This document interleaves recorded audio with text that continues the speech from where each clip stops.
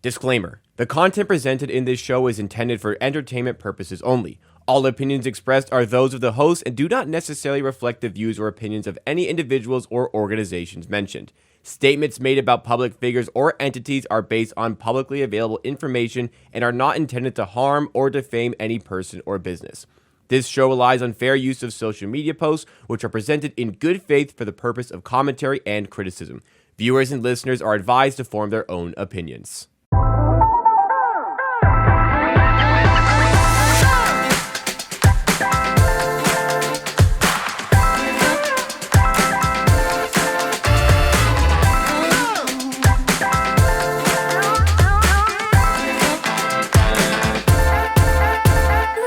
Circle back right here on the Circles Off YouTube channel, part of the Hammer Betting Network, and presented, as always, by Underdog. We got a jam-packed show today, but stay tuned right to the very end. Got an announcement that you're going to want to stay tuned for. That's going to happen right at the very end of the show. I'm Rob Pizzola, joined to my left by Kirk Evans, Jeff Feinberg. Jacob, the Giant Gramenya, is producing the show today, and we're going to go through it as we normally do. Of course, if you want to get in on the conversation, hashtag #CircleBack on Twitter. We review that hashtag every week. It helps us select the items for this show as well, or you can just leave us a comment down below with anything from the show today or something you'd like to see us talk about moving forwards. We're going to get it started here, though, with Fight Night in Vegas. The Monday heard around the world, I would say, with the amount of engagement. Jacob, give us a rundown on what happened on that Monday last week. Yeah, so there's a lot that happened here. It all happened relatively quickly, but the gist of it was there was a Spaces that involved Sean Perry, who's crashed out against quite a few people. Sean Perry, we've talked about on the show, bets humongous amounts of money, likely is, I would say, not a winning bettor. And he was talking to Mazi in the Spaces, another person who also probably isn't a winning bettor. Some people have alluded to them as scammers. But they were going at each other, calling each other scammers in his Spaces. And it hit a boiling point where they decided to set up a fight in Vegas out of nowhere. And within 24 hours, this just snowballed into this actually happening. I don't give them a lot of credit because usually a lot of people threaten each other with fights, but they don't actually happen. But they managed to make it happen here. Des Bryant, former Dallas Cowboys wide receiver, was in the Spaces, and he also decided he was going to attend alongside Elf and a number of other people. BetOnline had odds posted for this. There were people betting on it. Other personalities like Seablez were there. And the entire stream and the entire fight ended up getting streamed on Spaces by Elf. And it led to some fantastic content. What are you guys laughing at? just like you're running showing up. Just like, they're running through the luminaries in the crowd and like Seablez. Everyone was there. All the biggest faces, all the gambling Twitter personalities were there. Whole thing was on Spaces. If you were on Twitter at the time, everybody was talking about this. Everybody was posting about this. This was quite an event that they pulled off relatively quickly. The fight wasn't of the highest quality, but in the end, Mazi lost. He complained that he was getting pushed a lot, which is maybe true. The knockout was a little bit contentious, but when the knockout happened, Sean Perry's side went absolutely ballistic. Yeah, it's pretty incredible how much happens in a week for this show here. Didn't stop there. The drama continued after the fact. There was an after party at the Rio Penthouse that Sean Perry had after winning. Elf was there partying with him. Apparently, man at the library was not allowed to sit at the same table as them because Sean Perry didn't want to sit with man at the library. And then with all this happening... Wait, I need you to give a little more context there. What? I know some of this. They had a booth at a nightclub. At Omnia. Okay, but other context, Sorry, which I don't mean to be long-winded here. I'm not, but like apparently Sean Perry's mom was there. So Sean Perry goes to the clubs with his mom. So it was like his mom. His mom was allowed Elf, at the table, but not Sean Perry. Library. There are some people on the internet that like Sean Perry's mom has to pay for the table. That's why she's there. I don't know that to be fact. I'm just saying what people were saying on the internet. But that was a side point of the whole thing that really caught my eye. And I'll give Sean Perry his rights here. If it's his booth, like if I get a booth, me and my buddies get a booth, or back in the day, like if there's someone we don't want in the booth, we have every right to be like, that guy's not fucking in the booth. Right. Absolutely. So that was the thing. And I don't think I would want Man of the Yeah, Library. so Yeah, Sean- this is not my type of guy. Yeah, either. so that I said I'd be long-winded. Sean Perry essentially just didn't want Man of the Library in his booth at the nightclub. This created a lot of animosity. So as all this is happening, NBA Green Beans, Brett Feinstein was on a plane to Vegas because he wanted to go fight Man of the Library, which is the next chapter of this whole ridiculousness. And Elf was streaming as this was happening. Man of the Library. NBA Green Beans was getting held back as he was trying to go fight Man of the Library, who then went to go hide in the bathroom and wanted to fight NBA Green Beans in the bathroom as a, the better man is the one who gets to leave the bathroom after the fact type of thing. One man comes out. Brett Feinstein, NBA Green Beans refused to go in. People were saying he ducked the fight. I personally would not go into a bathroom alone with Man of the Library, so I don't really blame him here. And it's kind of long-winded, but there's a lot to uncover. It's kind of like a South Park episode plot where like you try to explain one part of it, but then there's actually like 7 subplots that all link together in the end. So it's impossible to really completely explain it, but hopefully that's enough of the backstory there. Yeah. As it kind of goes further, there's going to be a rematch of the fight. It's supposed to happen tonight on the day of recording here, so that'll have happened by the time this comes out tomorrow morning, right? Yes. And apparently there's $500K on that fight. $500K on the line from Sean Perry versus Mazi, part 2. Now, this first and foremost, this came together really quickly because it Doesn't went from tomorrow's fight like almost make this conversation irrelevant? I don't think so because I don't think there's. But no one cares about the fight. Exactly.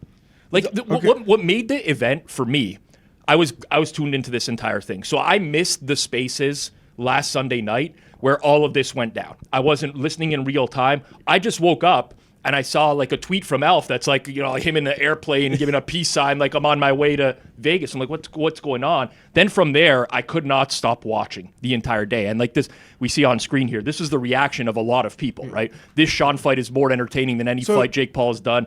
And you were saying it came together very fast. It was just incredible to watch it play out. Like I never thought, man, when Des Bryant, first of all, this guy was like, I don't know who gave him the directions to the ring they were fighting at. It took him like 2 hours to get there. He kept calling in being like, where is this place? I don't know if he doesn't have Google Maps, whatever happened. But when he showed up there and he got out of the car and he threw up the X when he got up, I was You laughing. popped, eh?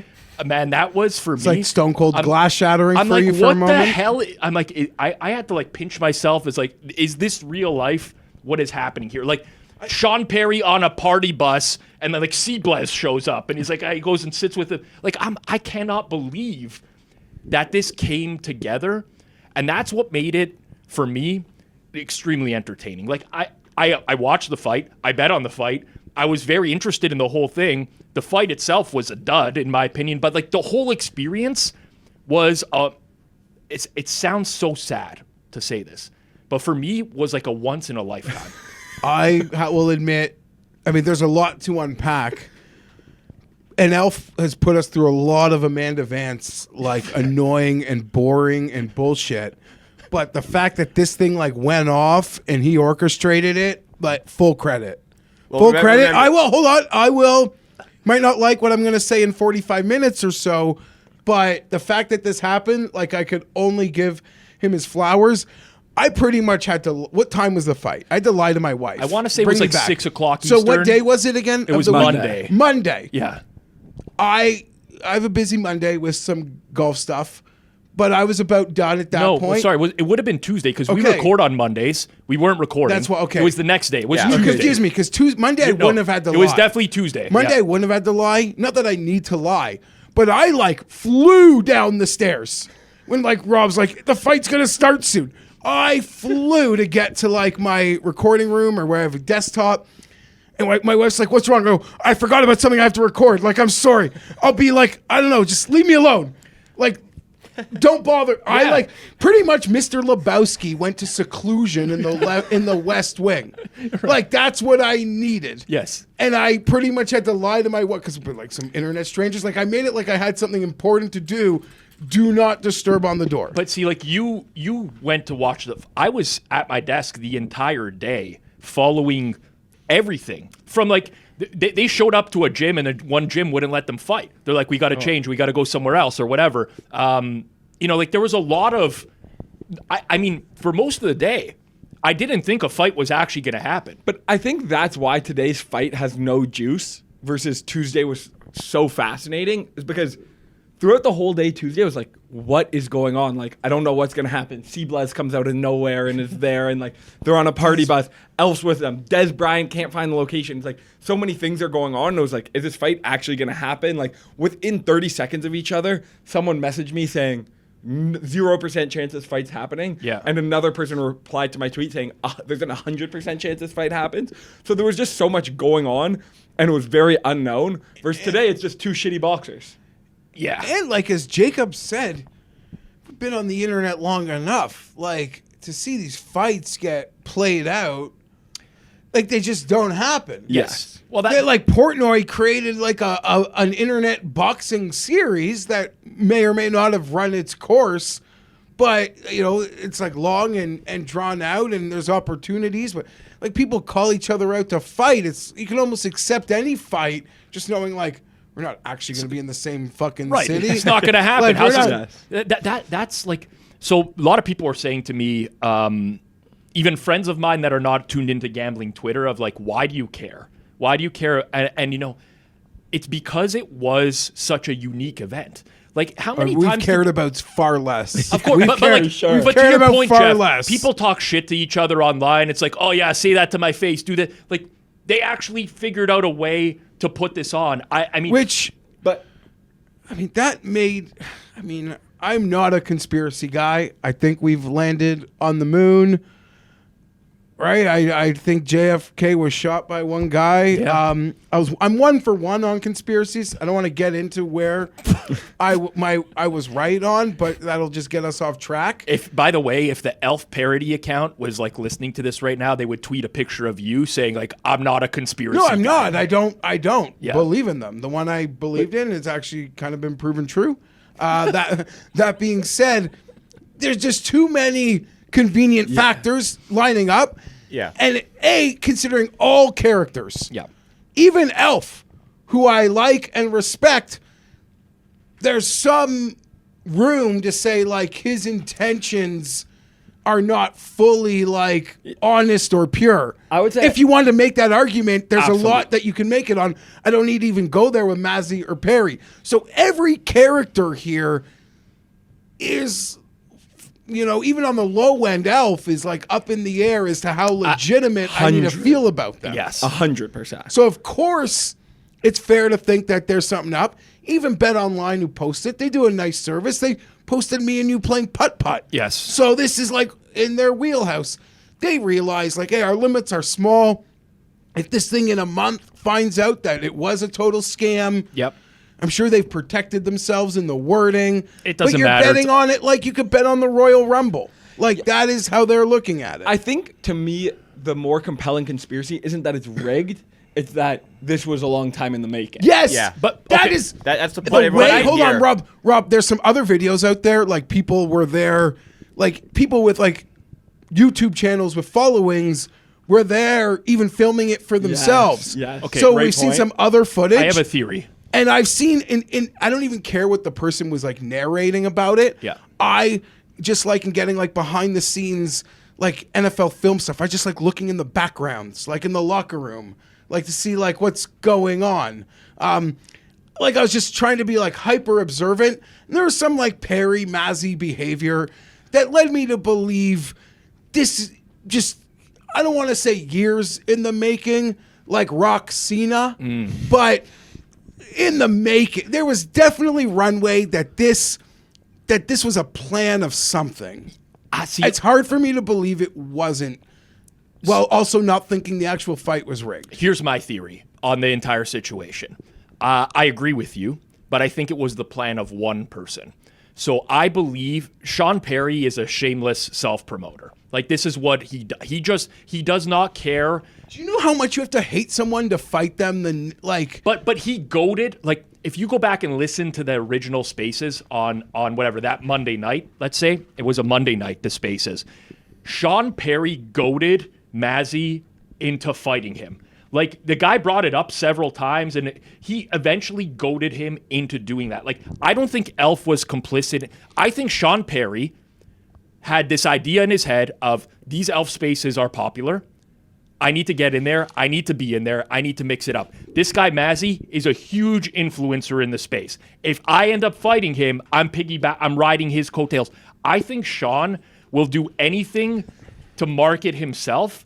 And this was a plan of his. Sean boxes. He's spoken about it. Yeah, if you course. listen to his other tangents, like he's Didn't look like I'm it, in the man. gym. But he doesn't box. Like, he's not like a Paul brother. Yeah, he's But trained. like, He's trained. His form of workout is like an hour in a boxing situation with a boxing trainer. But I don't- That is how he works out. So he has some semblance. He knew of he was going to win this tactics. fight, dude. Like, he goaded Mazi into this fight, and he knew he was going to win it. I think everyone just kind of piggybacked. Like, it just like blew up and spiraled real quick. But I only started considering this conspiracy like 20 minutes ago, so I'm new to it, and I'm still thinking about what I think. Only 20 minutes ago, knowing the characters involved. I Not know to say- it just over my head. I'm spacey sometimes. Well, but go ahead, no, sorry. no. One reason I'm not sure that you're right of it just being Sean Perry is because now the puzzle pieces are starting to move in my head. Last week on the show, we were talking about how Des Bryant launched this Discord. Yeah. And then randomly he shows up in the Spaces. Then randomly he's willing to fly to Vegas. But if and be you there at the think fight. about last week when we talked about it, we were talking about how they were already interacting about him coming into the Spaces. Like, he was saying he was going to come into the Spaces. Yes, It happened agreed. to be that night because But- Elf is really good at running a show, and he tags these guys in real time, and they come in. No, but I'm not saying I agree Des Bryant was clearly like being introduced into the Spaces, but it's a little hard for me to believe Des Bryant. Yes. Like he has 3 million followers on Twitter. Yes. Got into a Twitter Spaces at 11:45, didn't even know any of the characters, and by 12 o'clock the next day was flying to Vegas to see this fight. Nothing prior. It just seems unbelievable. Because Des is also trying to grow his brand in the sports betting space. All these guys, He's Des Bryant. I mean, I love Elf. I think he's a great kid. You look, he has 3 million followers, but also like he posts something betting related and gets like 10 likes. Yeah, he Credit doesn't have there. any. He doesn't get any engagement, and they like. I love Elf, but he's very, very clearly being used by all these characters who Yes. recognize that his spaces are hot now. Look at the Amanda Vance stuff, right? Look at so to me, like Mazi and Sean Perry, like Mazi, you see that guy throw punches like in the warm up. That guy can't fight. Good. But he was like fucking. Imagine being of Mazi's stature, influencer to the max. Listen, I don't want to call him a scammer, but like pretty obviously, I think based off the questions I asked him before, not a winning sports bettor. For him to agree to a fight with another guy, like he was incensed. There's no upside for him doing that. I agree. There's But- zero. Like I don't. But think I he could feel have. like that's why it could be pre-planned. No, I can't. Hold I- on a second. It crossed my Mazi mind. had It happened Sean quick. Perry's bar mitzvah footage. From YouTube. He took it from YouTube, though. It was public. I mean, this is the funniest Like, shit I ever. died. Dude. Like, I was fucking. I'm like, Rob, dying. if I ever get in an internet fight, is someone digging up like my bar mitzvah footage? And we've already gone about 17 minutes on this, and I haven't said props to Sean Perry. The overall worldwide record of us guys who have had bar mitzvahs beating up brothers is not a big number. Bar mitzvah boys don't win fights versus brothers. Yes. So, Sean, I haven't seen the other one. People are going to say I did something I didn't there. Whatever. But yeah. It's okay. So Credit to Sean. like what we got up on screen right now was Mazi saying anybody who takes Sean serious is insane. How am I going to beef with someone who grew up dancing like the Spice Girls? Literally posted video from his bar mitzvah, which is fucking hilarious, by the way. Sean Perry, see, this is why I think it's all orchestrated by Sean, because he is just going after like a million different people in the space, Yeah. hoping that someone will engage with him. This is what he's been doing. Period. But that's the thing. That's all he's been doing. And he found someone dumb enough in Like Mazi he's to going engage. after Spanky. Spanky Like, doesn't engage with him. He goes after Trent. Book it, Trent. No, Benson. Jeff Benson. Mazi was the first guy that's like, dude, I will fucking rock you. Like what? Like I will. Right. And he got him to engage. The whole day was amazing. The pre-fight buildup was so good. Agreed. Like I'm watching the betting lines in real time, and I bet Sean Perry because I knew he trained boxing, and as soon as they showed some video of Mazi throwing punches, you should have seen the line move towards Sean Perry. Yeah. I've never seen this guy. But after the face the line moved towards Mazi. Because he got in his face and started talking so much shit. Yeah, because it's a brother talking shit to a bar mitzvah boy. And people are like, I think I know how this story's going to go. I will say, even during the fight, even though Sean Perry is like the trained boxer, he looked scared. Like he kept pushing Mazi away. But there was a time where he actually turned around and ran away. Like I've never seen in a boxing ring someone turn their back to the opponent and run in the other. Like he actually looked scared until Mazi threw a billion punches. The guy couldn't even stand up anymore. He was wearing jeans, man. The guy was wearing jeans. Mazi was wearing jeans in the boxing ring. The actual fight was horrible.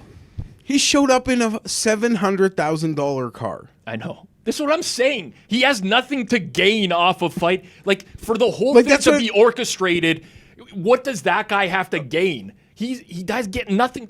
Maybe, like, I guess, a little bit of clout. If he beats Sean in the ring, you could say, I fucking beat. But there's so much for him to lose. Why would he do that? Same with Elf. You know, like, Dez showing up. I think those were organic. But I do personally think that Sean has had, like, he's had this in the work. He's trying to go... Like, he already had the gym ready to go. He had fucking, like, quote-unquote ring girls, like girls in the... He had the party bus rented. He had all the shit ready to go.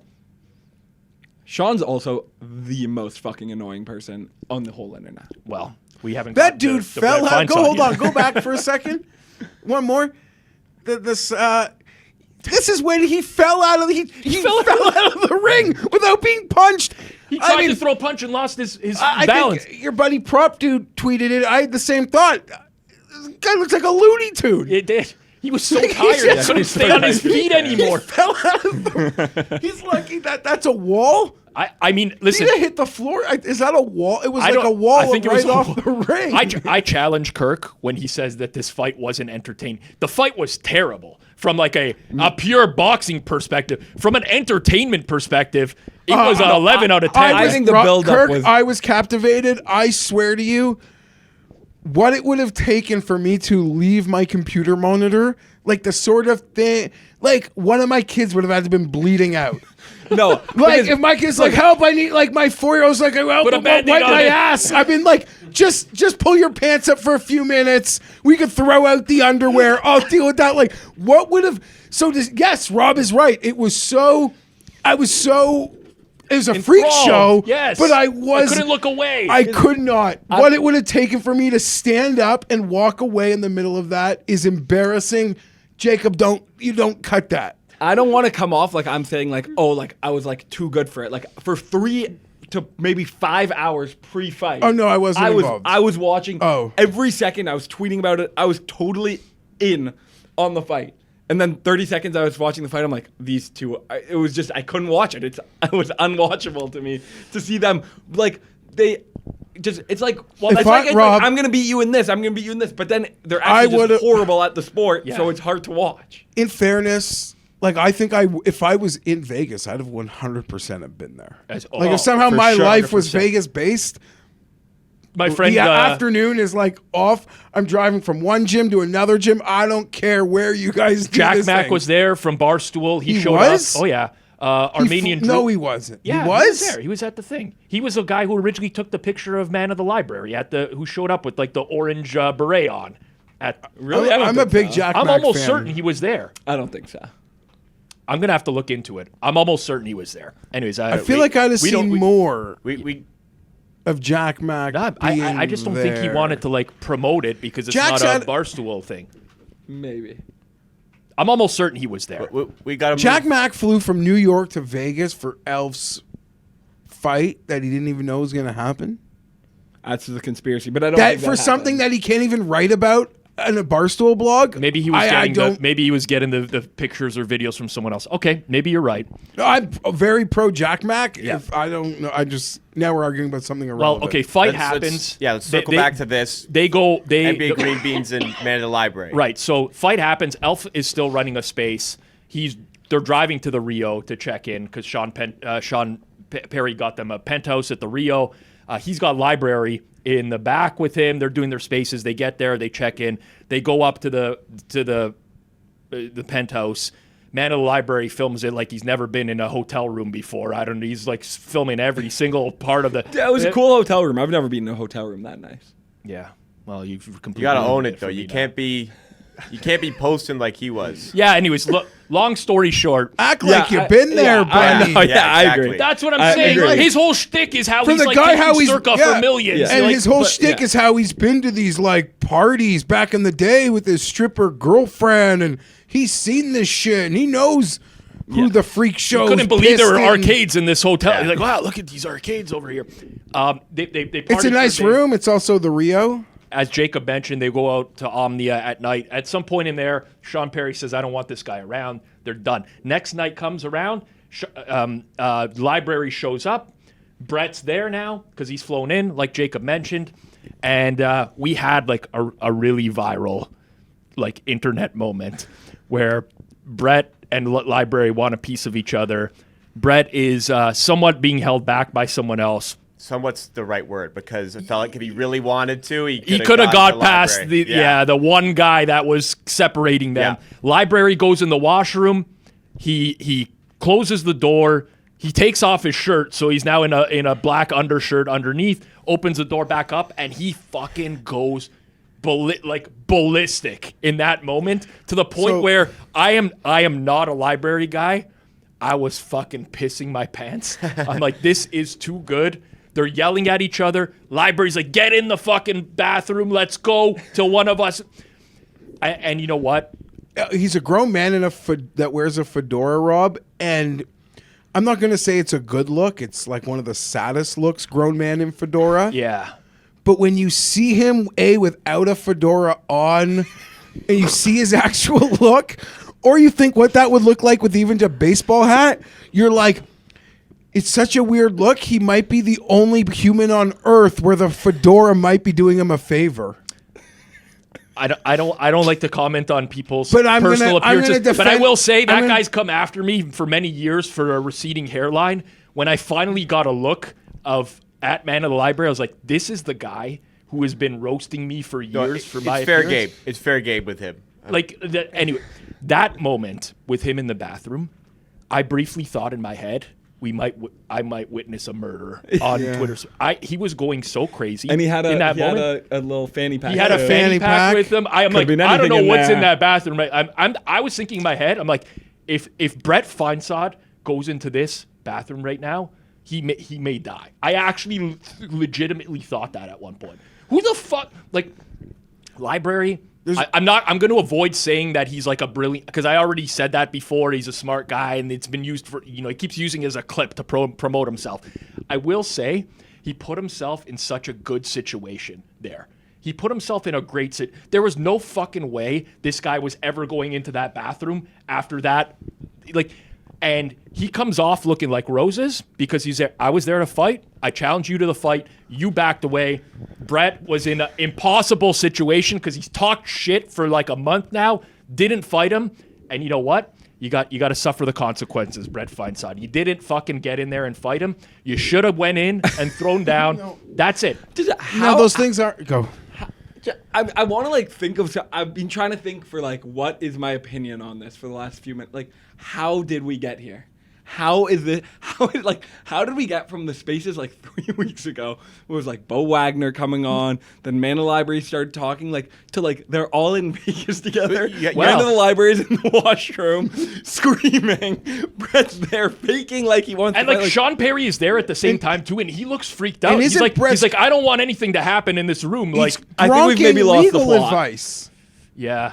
Well, that was Which is also, I think, pretty bitch People get in fights all the fucking time. Well, that was the thing, too, that in he was getting hotel roasted rooms, for. in restaurants. Like, people get in fights in private spaces. I guess the fact that it's been documented for the last 45 minutes And it's on is video. a lot different Yeah. than... Right, than like just a fight starting naturally. So maybe at that point, like, sure, there's some level of liability.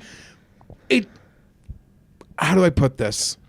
In the same way, like, Taylor Mathis got her win versus Nadeau in the spaces. Yes.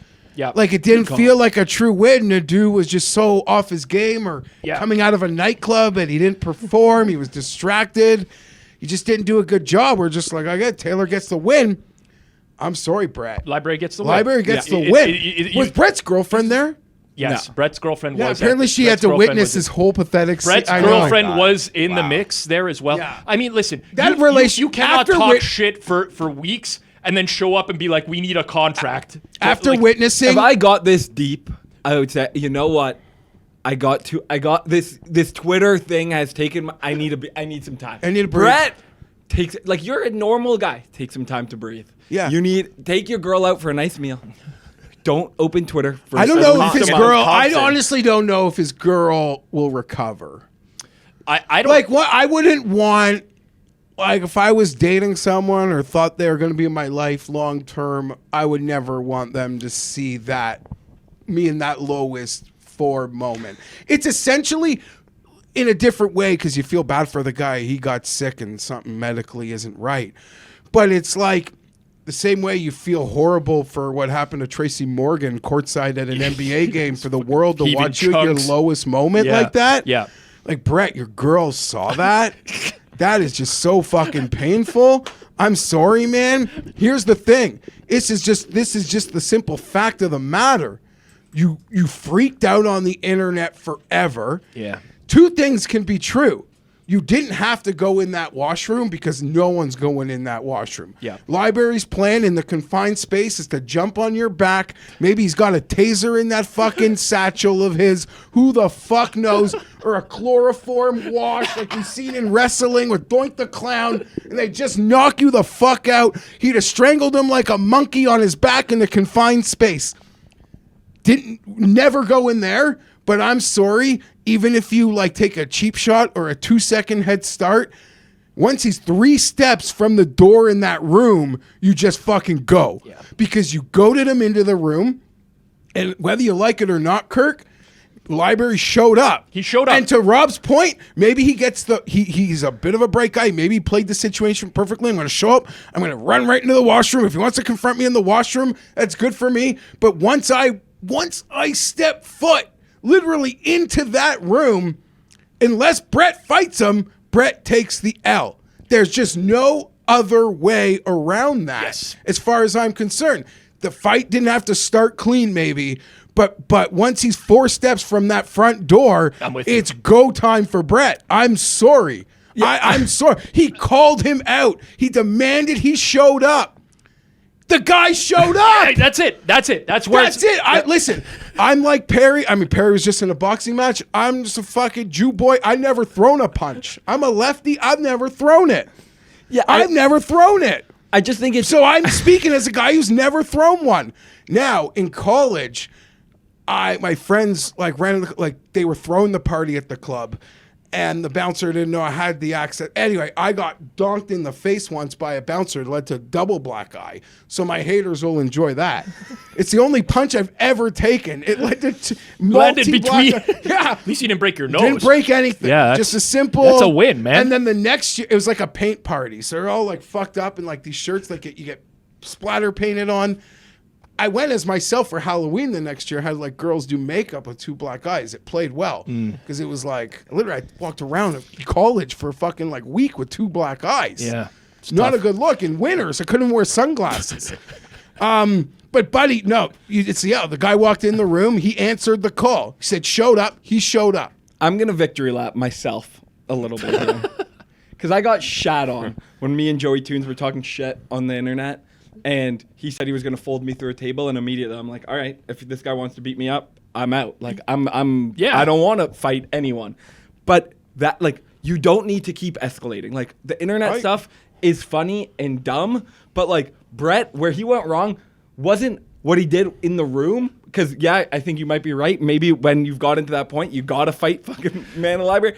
It's Okay, but he didn't you acknowledge. didn't. You can't get to that point where you're standing in that room in the Rio. Yeah. Being there, you've made mistakes. Because Well, he flew out. He flew out for this. He and flew didn't out. He fight. got on an and you know what? airplane. To Library's credit, afterwards, Library pulled the classic move of, we're not doing this fight now because I showed up. I was ready to fight. And you weren't there. You weren't ready. Too bad. It's on you.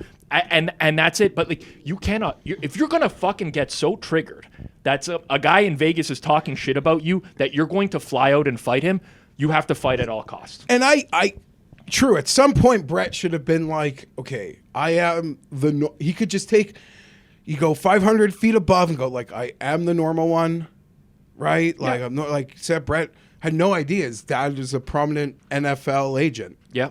And the Library's trying to like slander his dad's career, which Which has been happening on the spaces for months bullshit. now. And I'll Yeah. give Brett like full leeway in that. Like, That's no. what Library does. No, like his dad built up a great business and career. Library's gonna fucking slander him. Fuck that. But anyhow, Brett is the one that like has a path to like a very normal outcome. Yeah. Library is so far gone. You hit At some point, there. Yeah, I was gonna say. Oh, you hit a Library. library. When you We're really we're get gonna get to it. I hear it. Was When that you my really get going, I first hear one it. or my last one? The first one I've You noticed. hit I've a noticed a library few. there. No first R. Rrr. You went library. Well, I'll tell you Like another it's a- trick I have coming up in a minute. Sure. But it's just he could have said, you know what, this like went way too far. Yes. Yeah. That's and like on a much exponentially smaller scale because there were no airplanes or threats involved.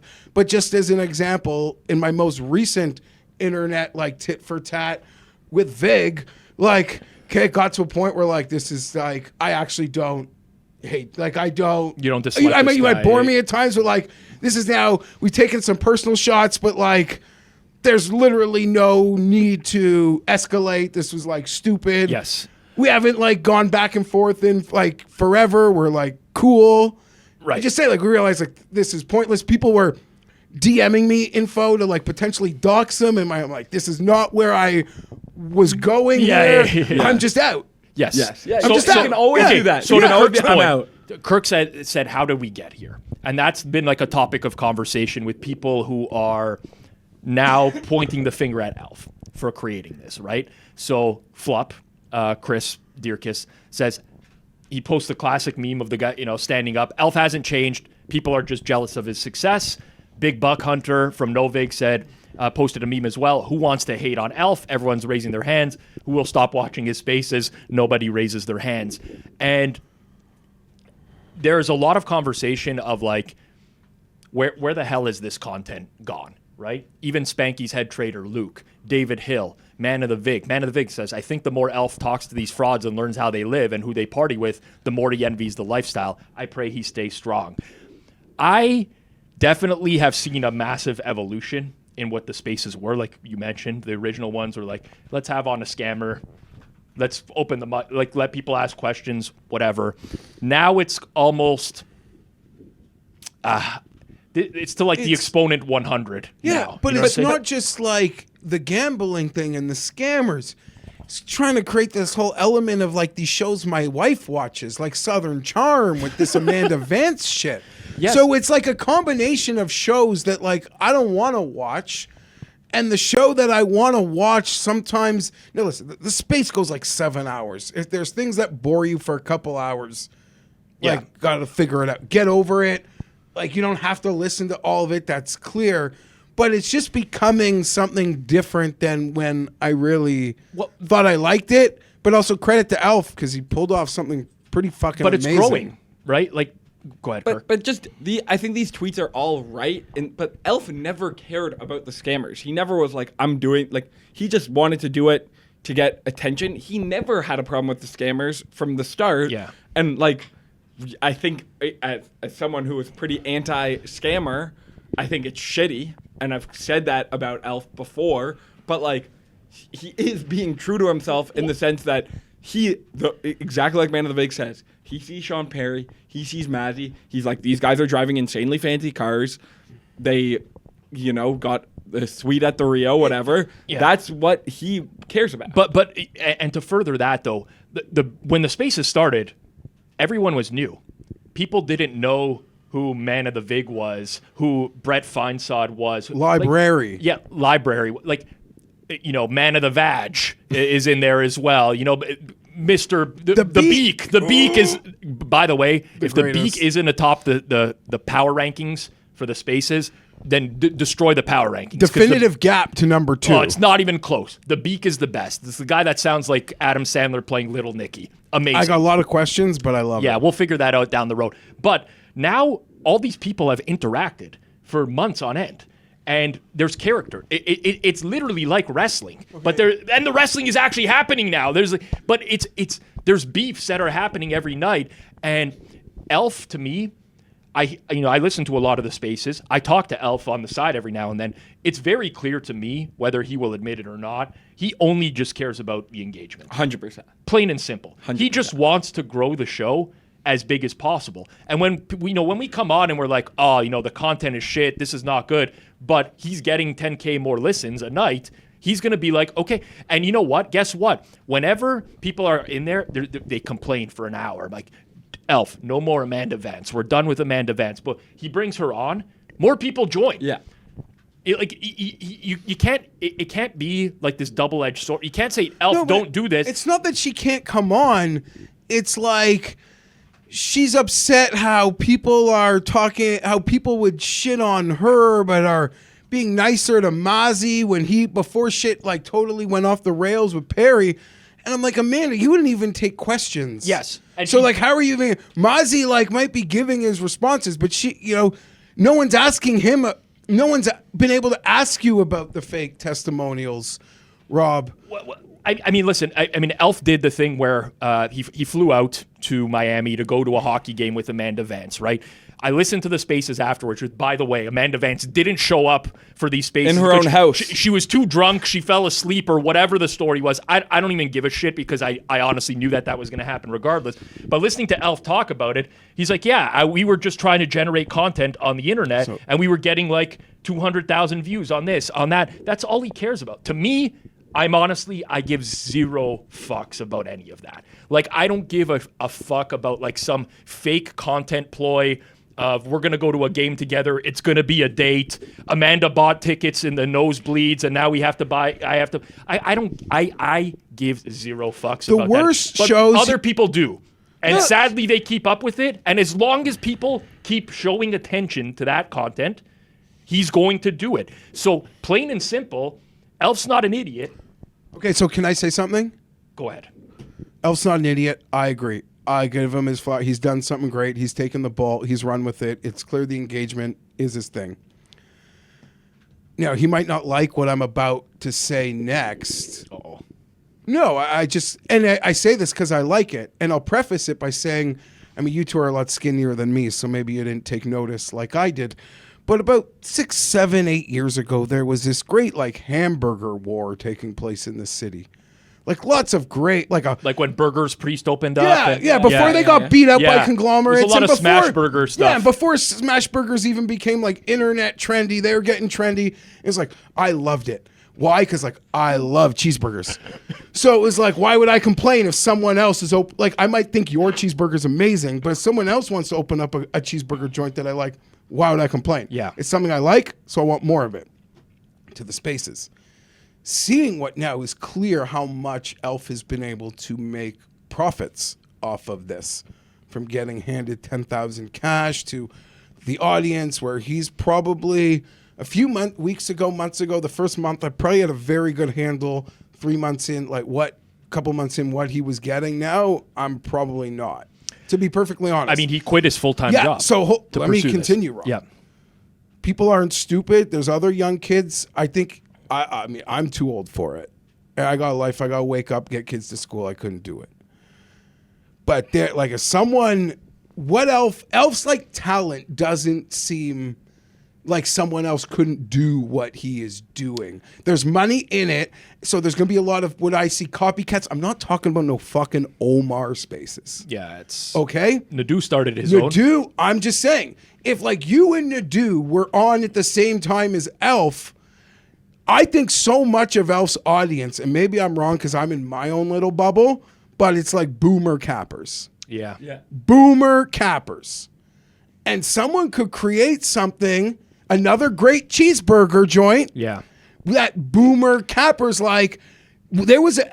I was enjoying Nadeau space more than Elf space when it was head to head. It was just more in line I agree. with the show I want to hear, the radio show I want to listen to. So that's all. And other kids, I think Elf's 24, 25, 23. I just Mid-20s, guess. yeah. But I feel like I'd be pretty close. See, like this is I want to get into this. Yeah. Spaces is pretty fucking simple. And Nate, but I think you're underselling him a little bit. No, you can't just start it. You need a bit of an audience. Yeah. You have to have. Nadeau was like a great ladder step for Elf. Yeah. Nadeau seems like he would be willing to offer other people that ladder step to create the show. I'm not saying the show Nadeau wants is the perfect show, but I'm saying a show more in that lane. Yeah. And I am giving Elf credit. He's taken the ball. He's run with it. He's done something great. But I also don't see like this talent that like there's just a force of a talent that couldn't do what he is doing. I slightly disagree. And here's the reason why. Because like what bothers Nadeau about Elf Spaces is how he fucking glad hands all these scammers. Like that's like what has been the formula for Elf for the last month? I'm gonna find the biggest fucking scammer. I'm getting Steve Stevens on. I'm gonna I'm gonna go to TikTok, find a scammer, get them on. That's been his recipe for success. It's almost like who can outdo the previous scammer, right? And I don't really want to listen to that. If you started a space, yes.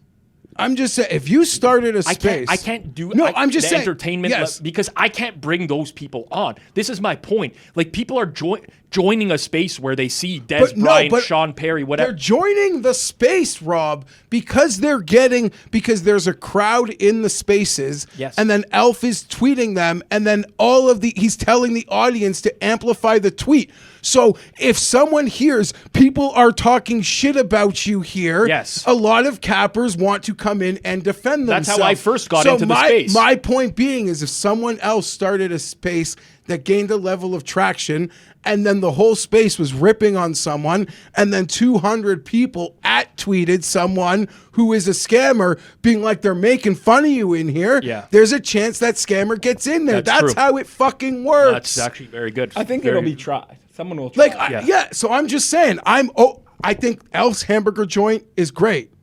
It's great. The menu might not be full for me. I'm more of an In-N-Out guy where there's only 3 things on the menu. Right. Hamburger, double hamburger, French fries. Yeah. Elf's like get the loaded Tim fries or whatever. Hortons. There's like 800 things on the menu. Yeah, you can get a lasagna. And it kind of... But like, you go there for things that you like. Yeah. So that's all. I'm just saying, he is making an amount of money where it would be crazy for people not to try to do this copycat it. Yeah. I'm with you. That is where I'm going with that. So I'm encouraging.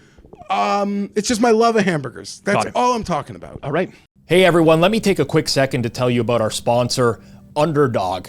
The easiest way to add some excitement to every single NBA night without having these spreadsheets, without having to deal with sportsbook headaches. Now, if you haven't checked it out yet, Underdog Pick'em is super easy. It's super simple. You just choose higher or lower on player projections. No complicated odds. No debating if you're getting the best price. All you got to do is just pick favorite players and enjoy the sweat. And here's the best part. New users who sign up and deposit with code CIRCLES get $1,000 in bonus credit plus a free pick. The free pick for tonight, Steph Curry higher than half a point.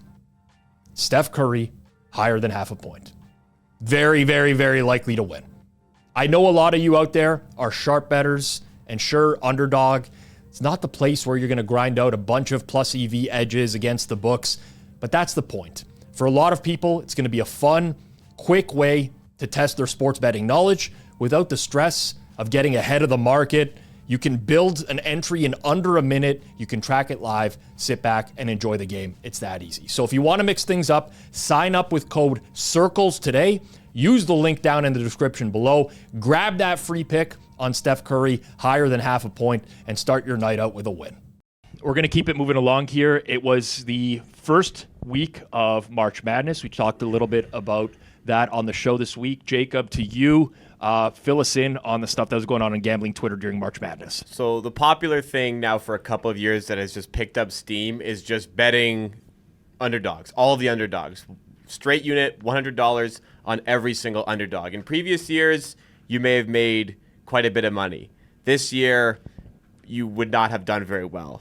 There's been a pretty much historic level of lack of upsets, lack of Cinderella runs, because it's been a thing where like one or two huge underdogs can really pay you out, but that just has not happened this year. And one of the people really feeling the heat from this is Gavin McHugh, who is in the video here hyping it up. But yeah, they've gotten absolutely crushed, and people have definitely called them out.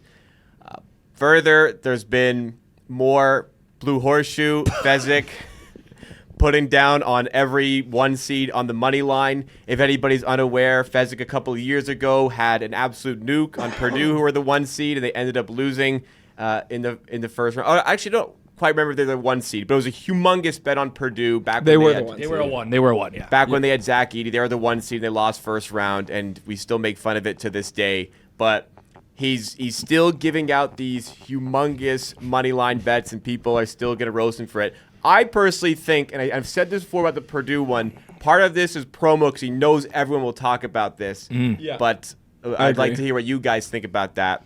Then there were some conversations. Why is this so popular when it's clearly worse basketball than the NBA? So we'll see some opinions on that. And then perhaps the emerging Mike Vivian in the content space. First tip for watching March Madness is watching the games with your shirt off. You're good. Yeah, this video was great, but I like Mike Vivian. It's like a very dry, subtle humor. It reminds me of me a little bit. But the whole you got to watch March Madness with your shirts off because you're gonna sweat the games. You're gonna sweat, so you might as well do it without a shirt. First thing I noticed here on this, I watched this Gavin McHugh video of this is standard new age content creator stuff. It's I've looked at the last 20 seasons in this sport, and this is, if you did this, you'd be profitable. None of it's ever forward-looking. It's all this. I see the BetMGM logo first and foremost on there. That kind of tells me a little bit about the content. But yeah, anytime stuff like this comes up, it's just another indicator to me of how people don't understand how a market works. It's just useless information being paraded as useful information. I get a message, at least one every year, of someone being like, have you seen this strategy? Do you think I should do it? You're the 12s versus the 5s. That's another classic. You got to pick a 12 or a 5 in your bracket. It happens every year. Don't we have to give Jason his flowers? Because Are you talking about Jason Takes by Jay? Yeah, Takes by Jay, because a few weeks ago we all mocked him and laughed at him when we did the great sports days, and day 1 and 2 of March Madness wasn't good, and so Four Nations Cup was awesome. So I disagree for next with you. year's rankings. Well, so it wasn't good relative to we didn't have buzzer beaters or there was a lot of blowout games, I would say, in the early going. That didn't really change my level of excitement about the tournament, though. I think when you're betting it and you're live betting, it doesn't even dawn on me anymore that it's not a close game. It's I'm taking this team plus 17.5 live. Everything is let me now. Yeah. Unzip. Yes. Step out of your bubble. Yes. It was a pretty boring first couple rounds. I don't know. But the guy said, you're going to defend. He said week I'm zero joking. college football. Yeah. Okay. No, because I don't know if you've seen the point spreads on week 0 college football. No. There's very rarely good games. The thing that pisses me off about the boring March Madness is everything that happens is a total indictment of the full thing. It's March Madness is still amazing. It just had a bad year. Sometimes if you sim these games a lot, sometimes Who it's gonna cares? be The chalk. The teams are winning. The better teams are winning. Who Yeah. But I see people being like NIL, like now the other teams don't have a chance, blah, blah, blah. It's like, that's just not true. It's not like the lines this year were minus 40, but in other years it was minus once 20. every 12 years, Danny Willett wins the Masters. Yes, exactly. Of course, Exactly. But every other year, it's like a preeminent freaking guy. Yeah. Like, Exactly. I don't know and what. when he wins, it's not, you don't think, oh, the next year, oh, we got to bet a Long long shots. shot. Like, Yeah, it no. that just happens sometimes. Regardless, I would say for like the mass-produced content that's out there nowadays, if something is generating hundreds of thousands of views, like a quote-unquote strategy to bet all the underdogs because in past tournaments it's been profitable, it is very likely not a winning strategy if it's being filtered to the masses like that. Yeah. I not only did Fezzik send out a blue horseshoe, Okay. he DM'd me the personal correspondence. Oh, he's still DMing you. I thought at some point, because you guys had it out publicly as well. I thought that maybe he would stop. Like, I haven't received a Fezzik message in a long time, which I'm not complaining about because I was getting like 50 a day. But I'm surprised that he's still messaging you on the side. Yeah, I haven't got one since January 29th, which was a 2-pick Been parlay. a lot of one way, but I listen. I appreciate it, but it was go Duke minus 7,000. Did you bet it? No, I didn't bet it. It probably wasn't minus. And there definitely wasn't a minus 7,000. when I posted bet it. I minus didn't mean nine- to out him on the different line 9,300. there. No, you should. No, I didn't mean that. As you should. I didn't mean The to. last message I got from him is a very defensive message because we talked about that the punts. Remember when he gave out the Yeah, punts and we yeah. said the limits were really low? $11 So he on sent a me a fresh 2-pick account. parlay that was where the stake was $250 as a sign that you could actually on a like, minus 203. I actually Plus heard 203. Brett, Plus 203. Brett Feinstad ran into Fezzik. Yes. And they had a good Someone actually- hangout. someone I DM'd me don't, a pic of listen, him. Fezzik, I said it last week. He publicly did something we already spoke about in the DMs, so I got angry back. I'd still eat a meal at Saginaw's with him. And I this bet wouldn't. honestly I've done was it maybe before, good. yeah. This bet honestly might have been good. It probably was. So Yeah. okay, so in situations like this, I actually don't disagree. But there's like there's this. I could never tweet this. Yes. Because first and foremost, we've talked about this on the show. There's zero upside. Zero. There is no upside to the. The upside is yes, if you win the bet, you've increased your bankroll or whatever, and Fez will do these types of things. But like he's going to have to be betting millions of these to make up for the Purdue money line that lost previously. And now, if so many people know him as the Purdue money line. exactly, guy. it doesn't matter how many of these he gives out. All it's honestly. How much do you think? Not even him. Like what is he risking on this to bring home how much money? Well, he's saying 5% of his bankroll, roughly. So I mean, I don't know. What's the Kelly criterion? I'd be on, surprised if he had more than 20 grand on it, maybe. But Purdue, I think he did have like maybe 6 figures. And he I think he actively said he traded lost 6 figures. And But he was actively trading I that know. one, which was like a rough look. Like he was live betting the other side just to get out of the position. So, I mean, minus 9,300 is 98.9% implied. So he has them 99.7 on 98.9. I don't know. Rough Kelly in my head. Yeah, I think he's probably betting like 5% of his bankroll. Like he said in the note. You think he's actually doing that though? I don't know if he is or not. I do believe he does this. I think he's betting it. I don't think he's betting 5% of his bankroll. I don't. The one thing I will say about Steve is I actually do think he bets everything that he's giving up. No, Like, he's not- I agree with that. I do think he bet Duke money line. And I even really- on the punts, no, for sure. Even on the punts thing, I believe he got down on it good for himself. Depends on what you consider to be good. Yeah. Depends what you consider to be good. Well, like I don't think it's like the staple of the portfolio for the day, but I think he won a few $1,000. Maybe. I don't know. Okay. I don't know.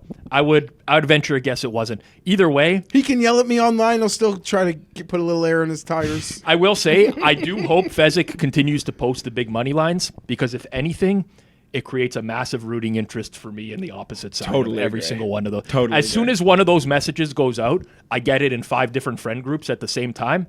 And then when it's he like- had Auburn, I don't remember who Auburn played in the first round, but it was was close in the early, first half. yeah. Yeah, it For was a little, close. Yeah. And I was like, But even when those games are close, like 6 minutes in, your friends are probably already buzzing. Oh, big like, like it's too old. Like, here we big time. go. Yes. The college players are worse at basketball, so the basketball's better to watch. There's these debates go on nonstop about like whether you prefer the college game. I the pro don't game. believe it's possible that they're worse players today than like 25 years ago. No, but he's saying like the worse college to the players NBA. are Than the worse NBA. than the NBA players. That's Oh. what makes the viewing experience better. I generally disagree with that notion. Yes and no. Because like I can't watch junior hockey, for example. Like I watch them Okay, play and I'm Rob, like, but that being said, you'd have just as much fun watching like 217 handicaps play a hole, knowing they really like could hit good shots, but really have no fucking clue That's- on any shot. that's because than- you relate more to them, I guess. Like I prefer I'd prefer watching an NBA game to college basketball, but I love March Madness because of the whole like the crowd, like how everything.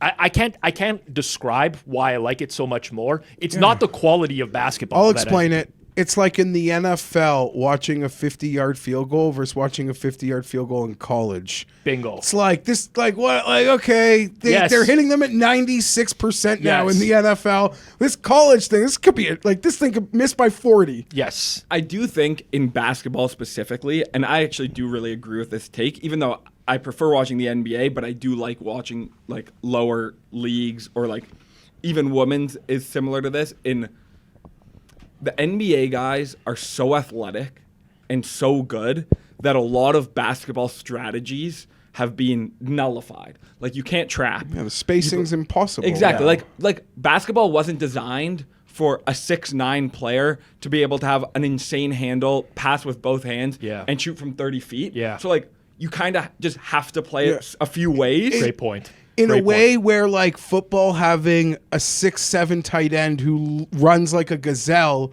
is actually like very beneficial to the visual, Yes. like Yes. to the optics of the product. Yeah, that's a Yes. great point. the Yes. like true athleticism. It just shrinks Yes. the game. And then also, especially in betting, I find like the worst parts about betting is when like something happens that like a team plays a perfect defensive possession, Yeah. but a guy just bangs like a ridiculous shot.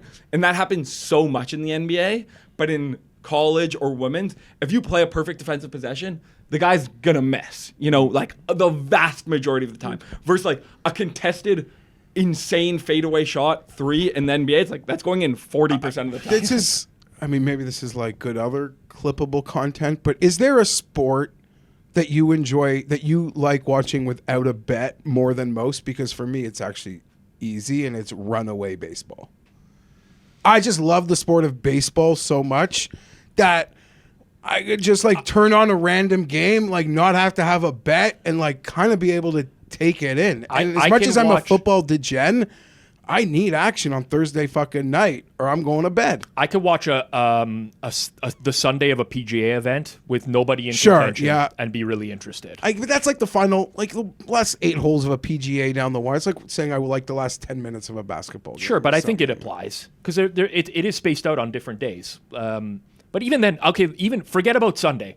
I always have golf on in the background Yeah. when I'm working in my office. golf's probably an even easy even on answer. days where I don't have anything in Yeah, play. I could watch golf without I- that. I Like see- I have cards that are blown up by this, and I'm like, Yeah. how to put that? I have cards that are blown up in a day. I'm still watching the rest of a Right. tournament. I love the sport. Jacob, Yeah. you got something? I just sit down and watch soccer every weekend. Soccer's I don't- another I don't- one I for me. hardly bet on soccer. I don't bet soccer at all, and I watch soccer. So It's the pacing. It's like baseball. Like it's just the pacing of it. Is, I also think with soccer and golf, oddly, I can like nap through like a little bit of the event and wake up and don't really feel like I missed a ton. yeah, baseball also probably. I guess baseball too, but baseball's more summer and I'm out. Anyways, it's a really good I thought provoking question wanted from to- philosopher Jeff over here. I wanted to liken this tweet a bit to.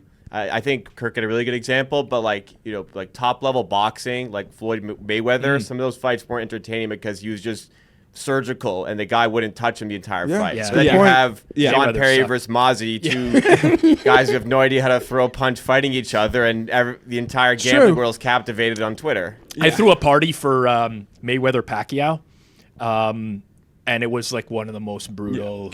I couldn't even believe. They didn't say it before, but like, credit to Nadeau for getting what I believe like was 6 figures to fight for Portnoy. Rough and rowdy. Yeah. Like you're gonna Good for fight him. on the internet. You're gonna like do that whole fucking shtick. Hate a guy, not hate a guy. I've come full circle on Nadeau. We used to beef on the internet like 6-7 years ago, big time. I've come full circle, and I will on other people as well. Analytics capper here, the capping capper. Jacob, go ahead. Yeah, so for March Madness, everyone wants to put out a lot of action, especially if you're selling a pick package on Discord or Dub Club in this example for analytics capper, somebody who has a pick package on Dub Club. And people want to go ham. They want to get the subs up, and I think people take these sorts of days as an opportunity to get something viral, but it worked out in the complete opposite way here. Abnormally Dissed, who has one of the more popular episodes on this channel, Circles Off, that was brought to many people's attention over the week on Twitter, but took a screenshot of Analytics Capper's bets for the day. Said, if you had a bad day, don't worry. You could be 0-6, down nearly 53 units after day 1 of March Madness. It's a screenshot of Analytics Capper's sheet with 6 bets. All of these bets are 8-unit bets, including the VCU plus 2.5 play of the day, also 8 units, even though it's the play of the day, it's also 8 units. And naturally, a lot of people did call out Analytics Capper, but his reply was posting his record over the last 6 years, showcasing he's up 38 units, 147, 199, 166. Up big units, even though he lost this one, 53 units in one day. However, I did dig in a little bit to try and find some pick tracking or some sort of record. Would love to be directed in that direction. I could not locating it, diving through Analytics Capper's pages and Twitter, so would love to be proven wrong if that exists. But yeah, all right, 52 units. Do you know anything about? Does anyone know anything about Analytics Capper? I know lots about Analytics I'm Capper. just So finding him Analytics on Capper, Twitter for the first time. I've never heard of him. He was the first person I ever really like went at on Twitter. Okay, so you have some beef with him. Yeah, like my understanding is he's a total losing bettor who sells plays for a lot of money, and he also works for Action Network. And when I called him out, multiple people who worked at or like who previously had worked at or currently worked at Action Network DM me being like, yeah, everyone in the company thinks he's a scammer. We don't know why he's on the on shows, but he still record. And That's Rich from Action Network. As of the last time I checked on this, he still records shows with their multiple 2 biggest personalities on Action Network, and they still promote him, and he does shit like this, 8 unit play. Well, that's what Action Networks, like they put there. No one is probably worse at putting scammers on a pedestal than them. Alphas. No, I don't even think their reaches are the same. Like, Action Network works with, like, NBA and, like, PGA Tour. They really do platform in a way that, like, I don't even believe Elf is close to the level in some respects. I don't necessarily. So the thing with Action Network, people think I'm like an anti-Action Network guy because I've had some feuds with people over the years, right? I actually do like a lot of the people from Action Network. I do. I think a lot of them are winning bettors. Then I think there's this class of people that are probably winning bettors that cannot relay the information to the audience to make them winning bettors. Then there's guys like Analytics Capper. I don't know him, but that are in the classic grifter category. They have right? a lot of them. Well, I mean, just look at this sheet, okay? He's giving out 6 8-unit bets, 8 units being 8% of bankroll on every single one of these bets on March Madness games. I don't know if these closed well or not. I have no way of telling here, but I would say that's definitely horrible bankroll management. Without a doubt, you should never, ever advise somebody to do that. And like that is, to me, forget about the 0-6. You could have just shown me the card, and I don't even care what the completely agree. Right, the 0-6 is just the cherry on top because obviously abnormally this is like rooting for this guy to lose, which I get. But then to follow it up by saying, "Well, these are my records over the course." Nobody gives a shit, dude. when somebody just lost half of their bankroll following your plays, no one gives a fuck what your records were previously. It doesn't matter, because if you lose 53% of your bankroll in one day, guess what? You either have to chase to make it back, which is highly, I mean, I don't encourage it, but people will do that, or you have to substantially reduce your bet sizes to the point where like it's going to take you a long time to make that money back. So none of it actually matters. So for him to say, oh, this is hilarious, I'm a winning bettor, I had this bad, well, your one bad day is a catastrophically bad day. I think that's something people don't understand. That's actually a really good point. So let's say someone just subscribed to Analytics Capper and their bankroll was $1,000. They now lost 52.8 units. So $528. $528, their bankroll's whatever, 470. If Analytics Capper wins 50 units now, 52.8 units, you don't win back that money, because you have to, if you're using proper bankroll management, you are downsizing your bets because your bankroll is so much lower. So 52.8 units doesn't get you to even. It gets you much less than even because you have to change your bet sizing. All of this is semi-irrelevant in this conversation, because obviously if he's telling you to do this, he's probably not going to lead you to many wins. But it's not like 50 unit down, 50 unit up. Like that, if you start at the wrong time, you're not making that back even with 50 units up. I think you're giving him a lot of credit saying he's doing 1 unit as 1% of bankroll. I think 1 unit is just yes, random but that's number. a It's just like nothing. what is it? Yeah. Units are nothing. Yeah, exactly. Like if we call That's it what up I'm for, saying. I mean, I hate people. Like, first of all, I get triggered so much when I see the units stuff here, because first of all, we don't know what if 8 is his average unit, because every single one of these plays was 8.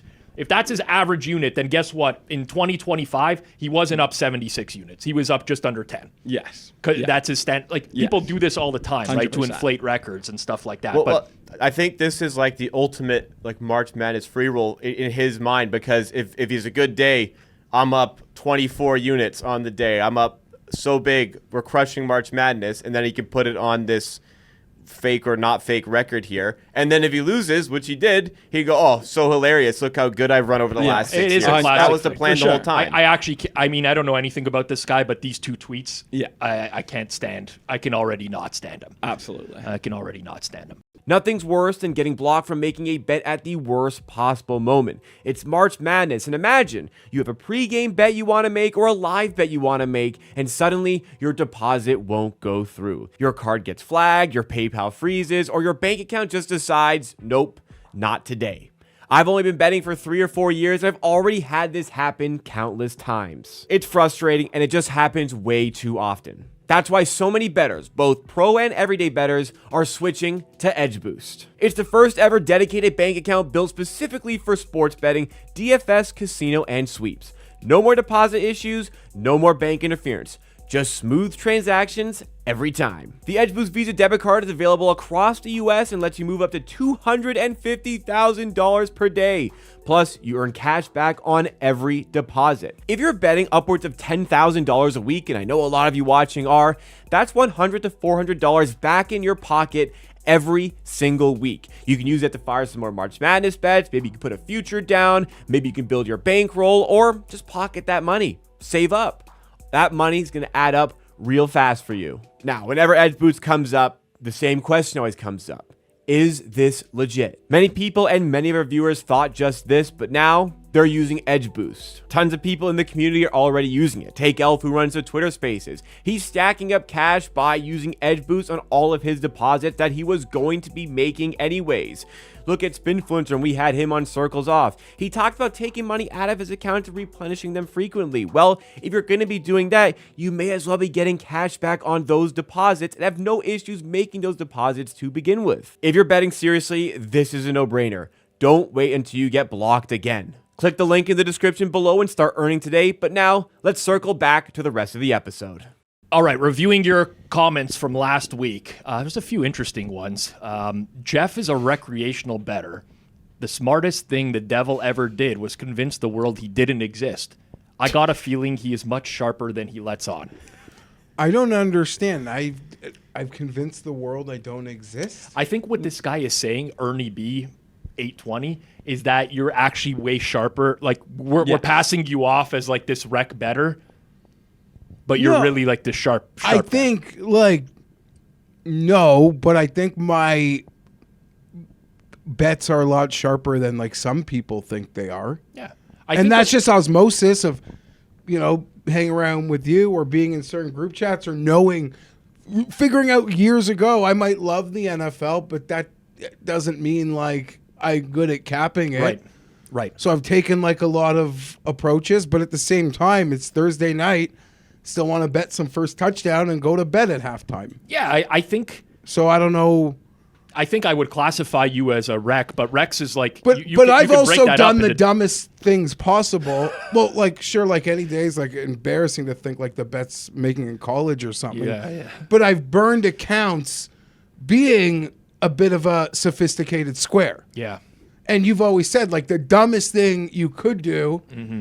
is do those things and get your accounts burned. So technically I'm an idiot for that. But also I was doing that before I even realized some of the inner workings of how this fucking game works. Yeah, I think that tweet is saying like you're like a crusher though.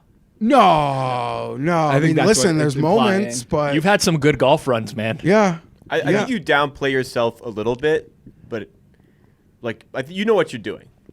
Yeah, I'm No, not I think that like there's sharp and rec. Let's say sharp and square, right? Like if we're gonna go two types of bettors, there's ones that win, there's ones that lose. There's also subcategories within each massive. one of those, right? Absolutely. And you're closer to like the top end, like 99th percentile square better. I'll take it. Is kind of what I would say. Like you understand the ecosystem, but like fuck, if you want to fire a bet on a game or whatever, you can just fire a bet on a game. Like that's where I would say Jeff is at. You'll do that too, though, Rob. 100%.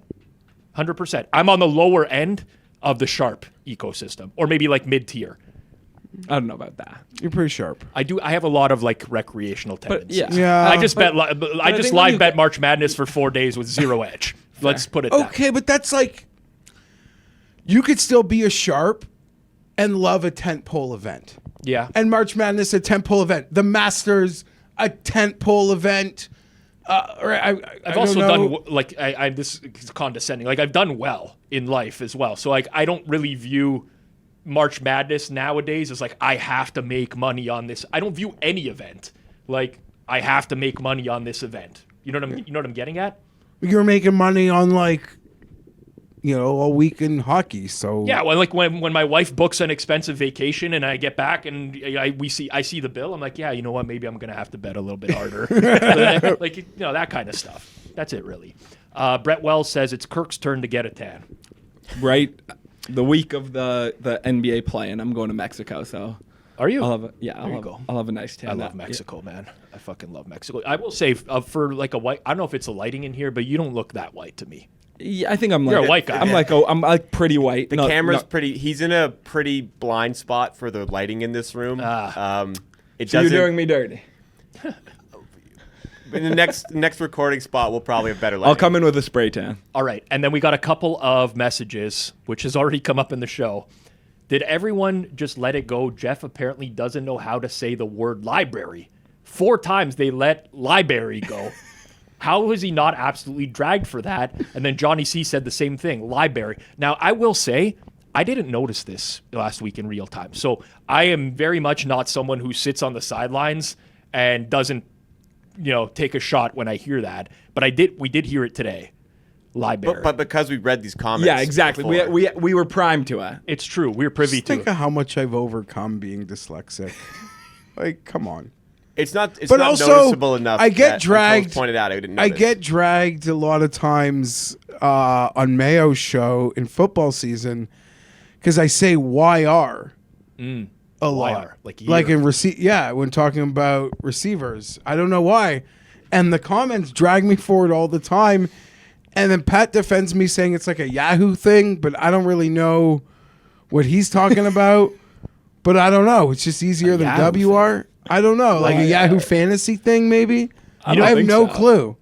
I have no clue. YR. I have no idea. But I said it when I told you I did it before the show and sort of reading Yeah. through some stuff.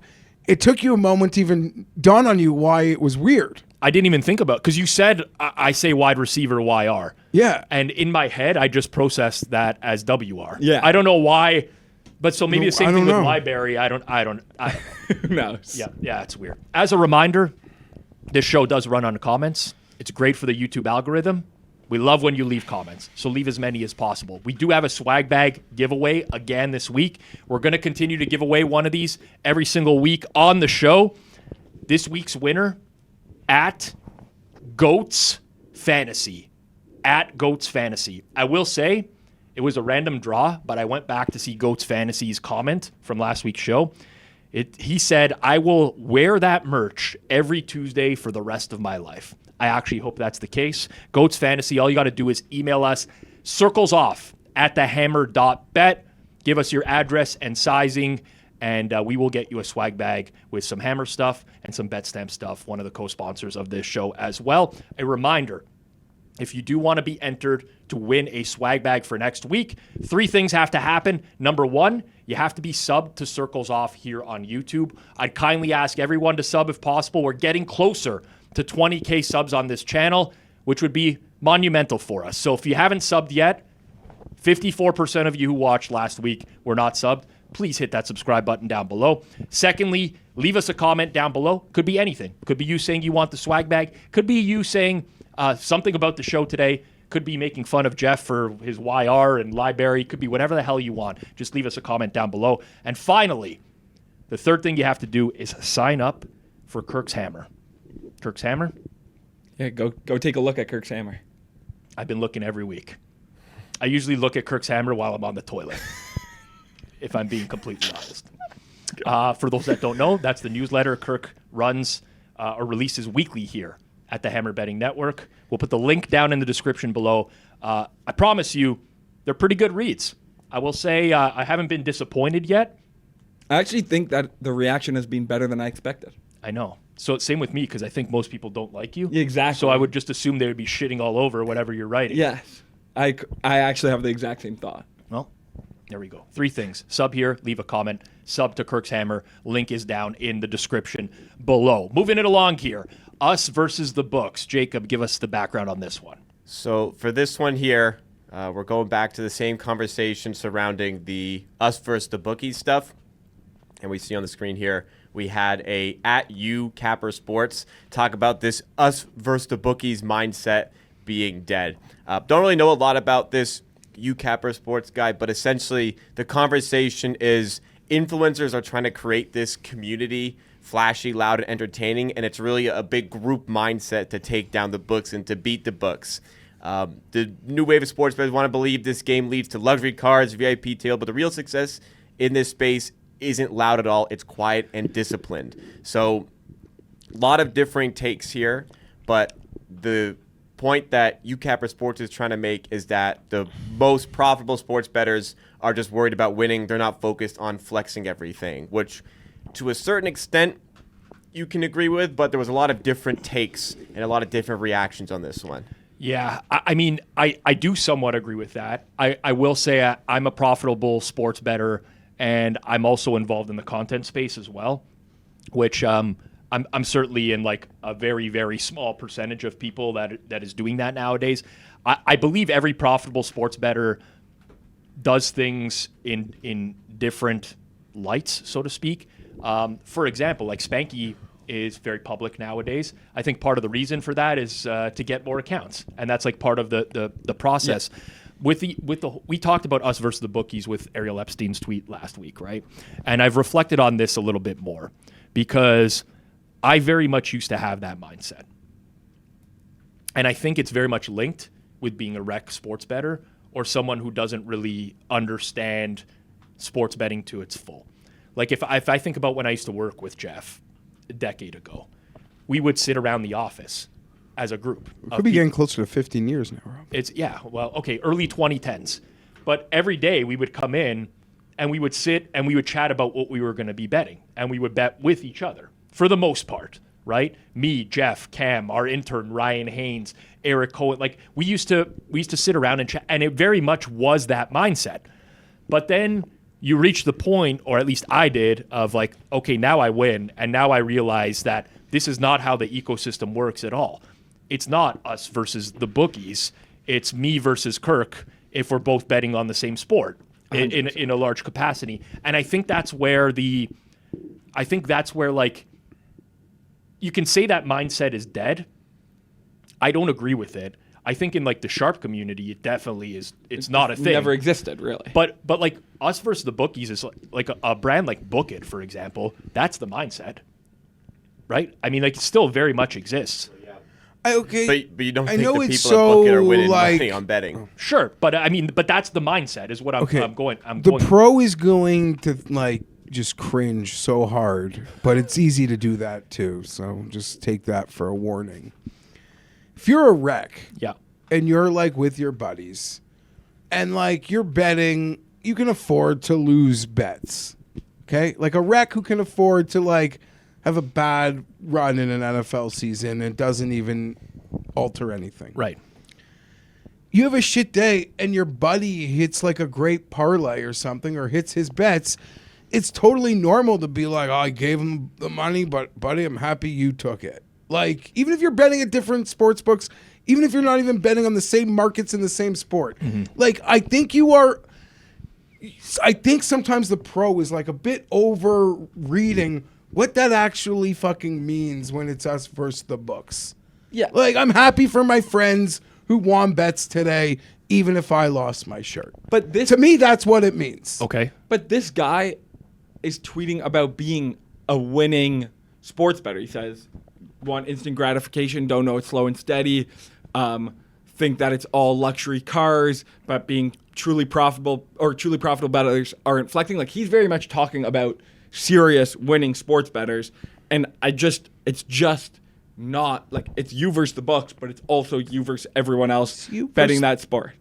Like, for you guys, it's totally you versus the market. I mean, it's you exactly. versus, like, I know Exactly. the closing line, people like think it's corny, but it's you versus that number. Yes. And then when popular touts or services that are highly respected can move numbers with the release, and it's like, and you want to be on the other side of those points, like, sure, like you're betting versus the market. You're not betting versus a bettor, but the rec, I think some people are overrating how the rec sees it. Well, I will say, like, there are some times, even on the pro bettor side of things, where there is this mindset, like us versus the. So here's an example, right? Like, somebody might reach out to me and be like, "Hey, like, what do I have to do to be able to move your hockey bets?"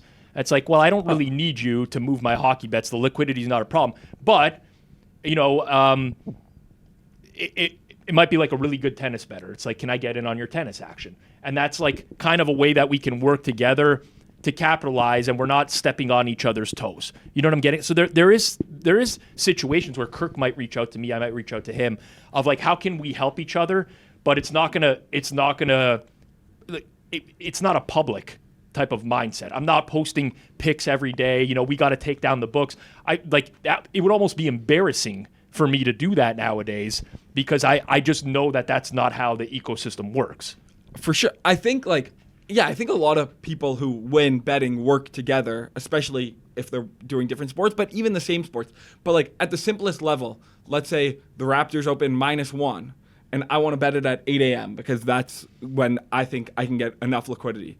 And then someone clicks the screen and it goes to Raptors -2.5. That's not me versus the books. That's just another person, I don't know who it is, somewhere around the world, who has the similar edge that I have on that game. They think Raptors -1 is good, and they clicked it on screen, and that means now I can't get my bet. Like, it's just exactly like you said. It's us versus the marketplace. Yeah. And this, like, the part of this tweet that says the new wave of sports bettors wants to believe this game leads to luxury cars and VIP tables. I mean, that's kind of true of any industry, though. Yeah. That's just marketing, right? And I completely understand that there are a lot of young people who follow guys on TikTok, Instagram, who like, they see the lifestyle and they believe that these people are winners, and they believe that, like, this is what a winning bettor looks like nowadays, someone who can drop $250K at a blackjack table or something like that. But like that happens in every industry. Like if you're on Instagram scrolling through and you're getting fed ads, most of the ads you're getting fed are like I mean, I remember years ago there was somebody who got into like a big controversy because he was lifting fake weights on right, and they're promoting some sort of like weightlifting product. Like this just happens in the space. I'd never actually see the people who I deem like successful pro bettors flexing anything. Yes and no. Like I don't like what is like Rufus brags about something he's doing at a jazz bar like. Well, I mean, you show up to Bet Bash this year, you'll see a lot of Rolexes and like high expensive watches and stuff like that. It definitely, I won't say that it doesn't exist. You're making me like you will just making my decision You're never for going me. to see me show up with anything other than this Fossil watch that I have on right now. I don't even wear a wedding ring. I don't wear anything. Yeah, but you will see some element of flex. Okay, sure. But that's yes, to your watch. point, the like, only thing, like the only people don't behave like Sean Perry. Spanky's like I've never seen Spanky flex anything, and I'm not like debating anything he's ever accomplished or what people say, but like the only indication you'd have that it's like true is he once posted a family picture from his kitchen. You could see the crown molding in his house. But okay, I think you did all right.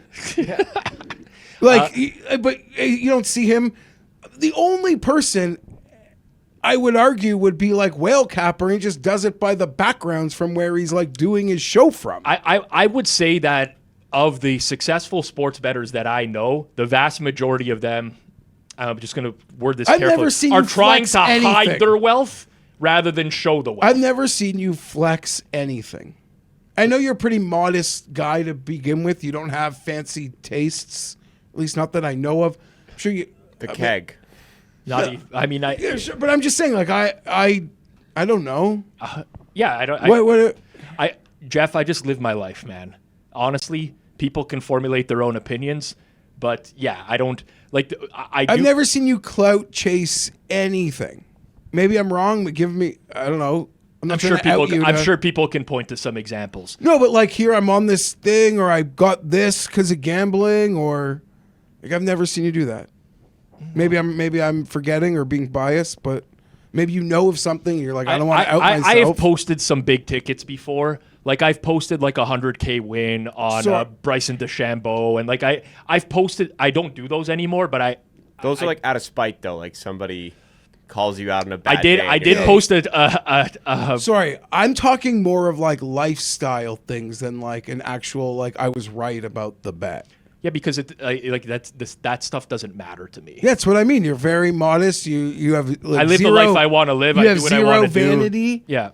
Like sure you see Rolexes in person of people who are successful pro bettors, but like I said, so people who I consider are the best pro bettors, I don't see them flexing on the internet. I'll give you a true story. And obviously I invested in Betstamp many years ago, and I was at a board meeting one day where they're like, we got to turn you into like this public, like you need to do the Lamborghinis, you need to do the things, and what, like, this is what, and I'm like, I can't do that, man. Like that's just so out of character for me. I'm like, Johnny's got to do that. If you want anyone to do that, Johnny has to be that guy. And Johnny's like, no, like, I don't want to be any, but like, there is. But anyone who knows you knows you couldn't pull that off. It'd be so inauthentic. Yeah. Like I would have to do it as a joke. Yeah, it would have to be like a joke because it's just the same way Bobby Pizza videos. Like yes. You just have to lose your mind. 100%.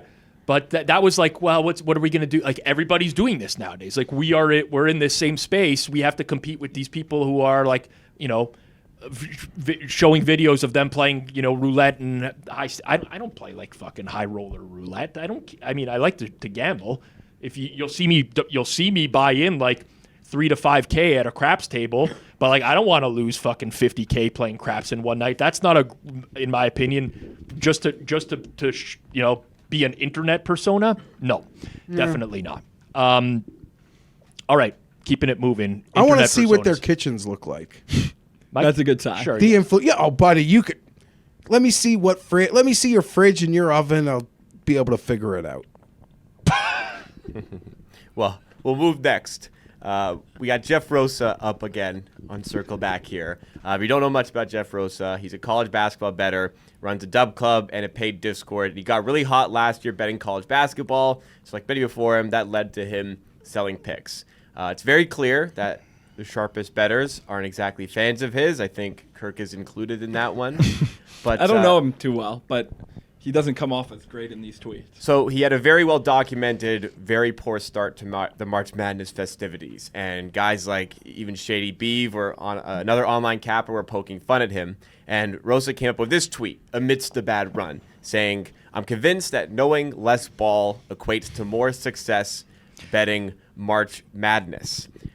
Lots of different responses here. Some people agreed with him.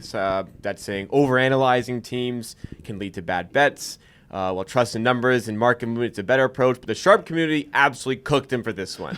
Dunked on him every possible way, calling it a clueless take. I actually feel like this is a bit of a bell curve situation where it's like the squarest of square bettors think they know stuff and make bets off that. Then you kind of get to like people who think like, well, maybe if you don't know anything, it'll help you because you have all these biases associated. Then the sharpest bettors know how to eliminate these biases and know the game enough to know what's important and what's relevant to betting and still know the market associated with it. But let's get your guys' opinions. I actually think there's a very small element of truth to this tweet, but like I want to step back here for a second. I'll do the Costanza beep beep.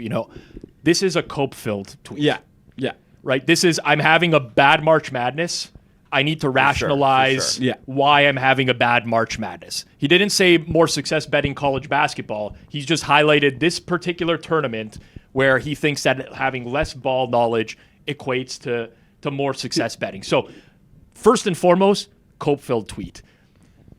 Second thing, like knowing ball and the whole conversation of like, you don't know ball. Ball knowledge. I get it. There certainly is an element of understanding the sport when you're modeling it.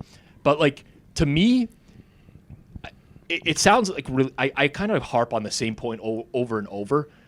To me, it's all about knowing markets and how markets work more so than knowing the sport itself. You shaking your head a little bit. Yeah, no, I don't think I totally agree. I think both are really important. Like if you're like, I think I've tweeted this pretty much exactly. Like if you are like the best trader in the world, you can be really successful without knowing anything about the sport. But if you know the most about the sport and know a bit about markets, you can also crush. Like right. It just goes both ways, but like knowing more helps. It's just a total cope. Yes. Everyone no, because you get killed in like the NFL. You're like I wish I didn't know anything about these teams. I wish you didn't know anything, but not really following the college basketball too closely. Like, did CLV get killed? Because I don't really know what. I couldn't tell you either. But we all know anecdotally, you've done like full season spread pools or something, and someone's wife wins who picks by colors, or Shelly in accounting, wins like the Score March Madness pool. You're like, what the hell? Like, it's just closing line. Like, if you want to bet NFL Sunday morning, like, I don't know, someone who knows nothing is just as good of a chance. Yep. So anecdotally, it all works. And then when Rob sent me the rundown yesterday, Kirk, it was in the middle of Victor Hovland closing out the Valspar. Sure. That might mean nothing to you. It does. Victor Hovland had played 5 events this year. He had missed 3 straight cuts. I believe the only actual cut he made was an elevated event where it's like 50 of 70 make a cut. Okay. He got pushed to 80-1. There was all week in golf, there was this huge thing about wind and the wave, that the guys who were going out morning Thursday, afternoon Friday, ETR was saying would have a 1-stroke advantage. Victor's in the wrong wave, hadn't made a cut in a month, shot 80 at Sawgrass the week before, and he wins. Yeah. And don't get me wrong, I had buddies who are hard into golf who hit it, and congratulations to them. But I had a buddy yesterday, he's like, I always ride your picks. And I was just scrolling and I saw Victor 80-1. I hit it. And I'm like, you're so lucky you don't know anything of what's gone on here. Now, that being said, for the other 9 tournaments this year, I could say, well, the data actually walked you right into the winner. But anecdotally, like we all feel this in moments. Well, For sure. I think there's all sorts of different types of bettors too, right? So for me, and I think for Kirk, like we are model based, right? Like we are modeling the sports that we're betting on and basically letting an algorithm come up with what we're going to bet. We are applying the logic for those sports though. And that, like for me, my bread and butter is hockey. And I feel very strongly that my hockey knowledge has assisted in developing better models. Like, you know, if a star player is out for one team, the number one center, and everybody else has to move up the lineup, well, now the second center who's moving up to the first spot, you can't just use his like season-long data and be like, well, he's going to play at this level and he's going to get more minutes because he's playing against tougher competition. He's going to be playing against another first-line center, stuff like that. So, like, understanding the sport helps. Where I think if I go back in the day when I was a losing bettor, I strongly believe that knowing the sports hurt me. Because I used to watch so much of each sport that I felt like I was dialed in on these teams. Like, this team sucks, I need to bet against them. But it's not understanding that there's like that's price. probably already priced into Yeah, it. and the NFL is like lives off like your eyeballs. Yes. And like the impact a primetime game has versus being on a slate. But how could someone successfully bet the NBA like Kirk and all the minutia in the players and who's not playing and minutes without being fully in tuned into the league? Rob, you are so keen on NFL injury news. Yes. It is like, Yeah. you know, it's not just following accounts. It's like deciphering Yes. the information and then maybe even going to sources. Like, it is a total game changer in an ability to profit. But I get it. Like, you get in these moments and you feel like your eyeballs lied to you and you had to cope on the internet. It's the same thing as Capper. He needed to go to sleep at night, so he had to remind everyone that he's actually good at this. Well said. According to himself. Self-proclaimed. Self-proclaimed. Yes, Good at this. agreed. Yes. I almost don't even want to do this next time. We got to do it, Rob. So our friend at the network here does a ton of our football content here at the Hammer Betting Network, part of the Forward Progress team. Very sharp bettor. Maybe not the best golfer, but He's pretty good. He's getting better. He's Yeah. pretty he's getting good. better. But, well, we'll see the scorecard in a moment. Sorry, man. Better than me, for sure, at golf. A lot Anyways, better than me. And better than me, too. has this one up December 7th, 2021, about half an inch away from a hole-in-one. And then quote tweeted that the other day with a hole-in-one saying today was retribution. Took a picture of the hole. Took a picture of himself standing next to the hole with his hole-in-one and took a photo of the scorecard with the hole-in-one, accompanied by, some bogeys, some Yeah. pars. Shot Shot, the you shot one. an 83. You What shot are we 83. doing here? You shot an 83. There's not a stone You- I'm going to throw other than the quote tweet was unnecessary. Well, this is Like, why? Okay. So wait. Oh, sorry. Okay, let me. Yeah, I'll just finish here. I left in the full photo here because he hit a hole in one, but can't post a photo properly. I always love putting these in. Like, you have the photo in your phone, and he took a screenshot of the photo in his phone. Someone probably sent it to him, and he was so excited to post. I guess, but He's so You know what? excited to Jacob- post it. Jacob, He's so man. excited to post. Jacob made the point that, so I love Hitman. Hitman is a great guy. He's a great friend. I know all people are like, all touts are bad. I actually think Hitman is one of the rare ones that touts what I would call the right way. You can argue on that online, whatever you want to do. Congratulations on the hole-in-one.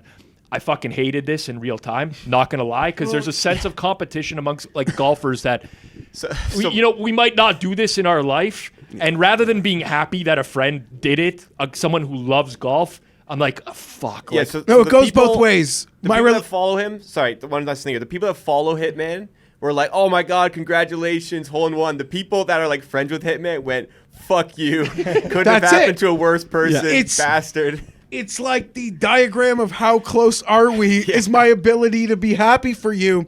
I love Hitman.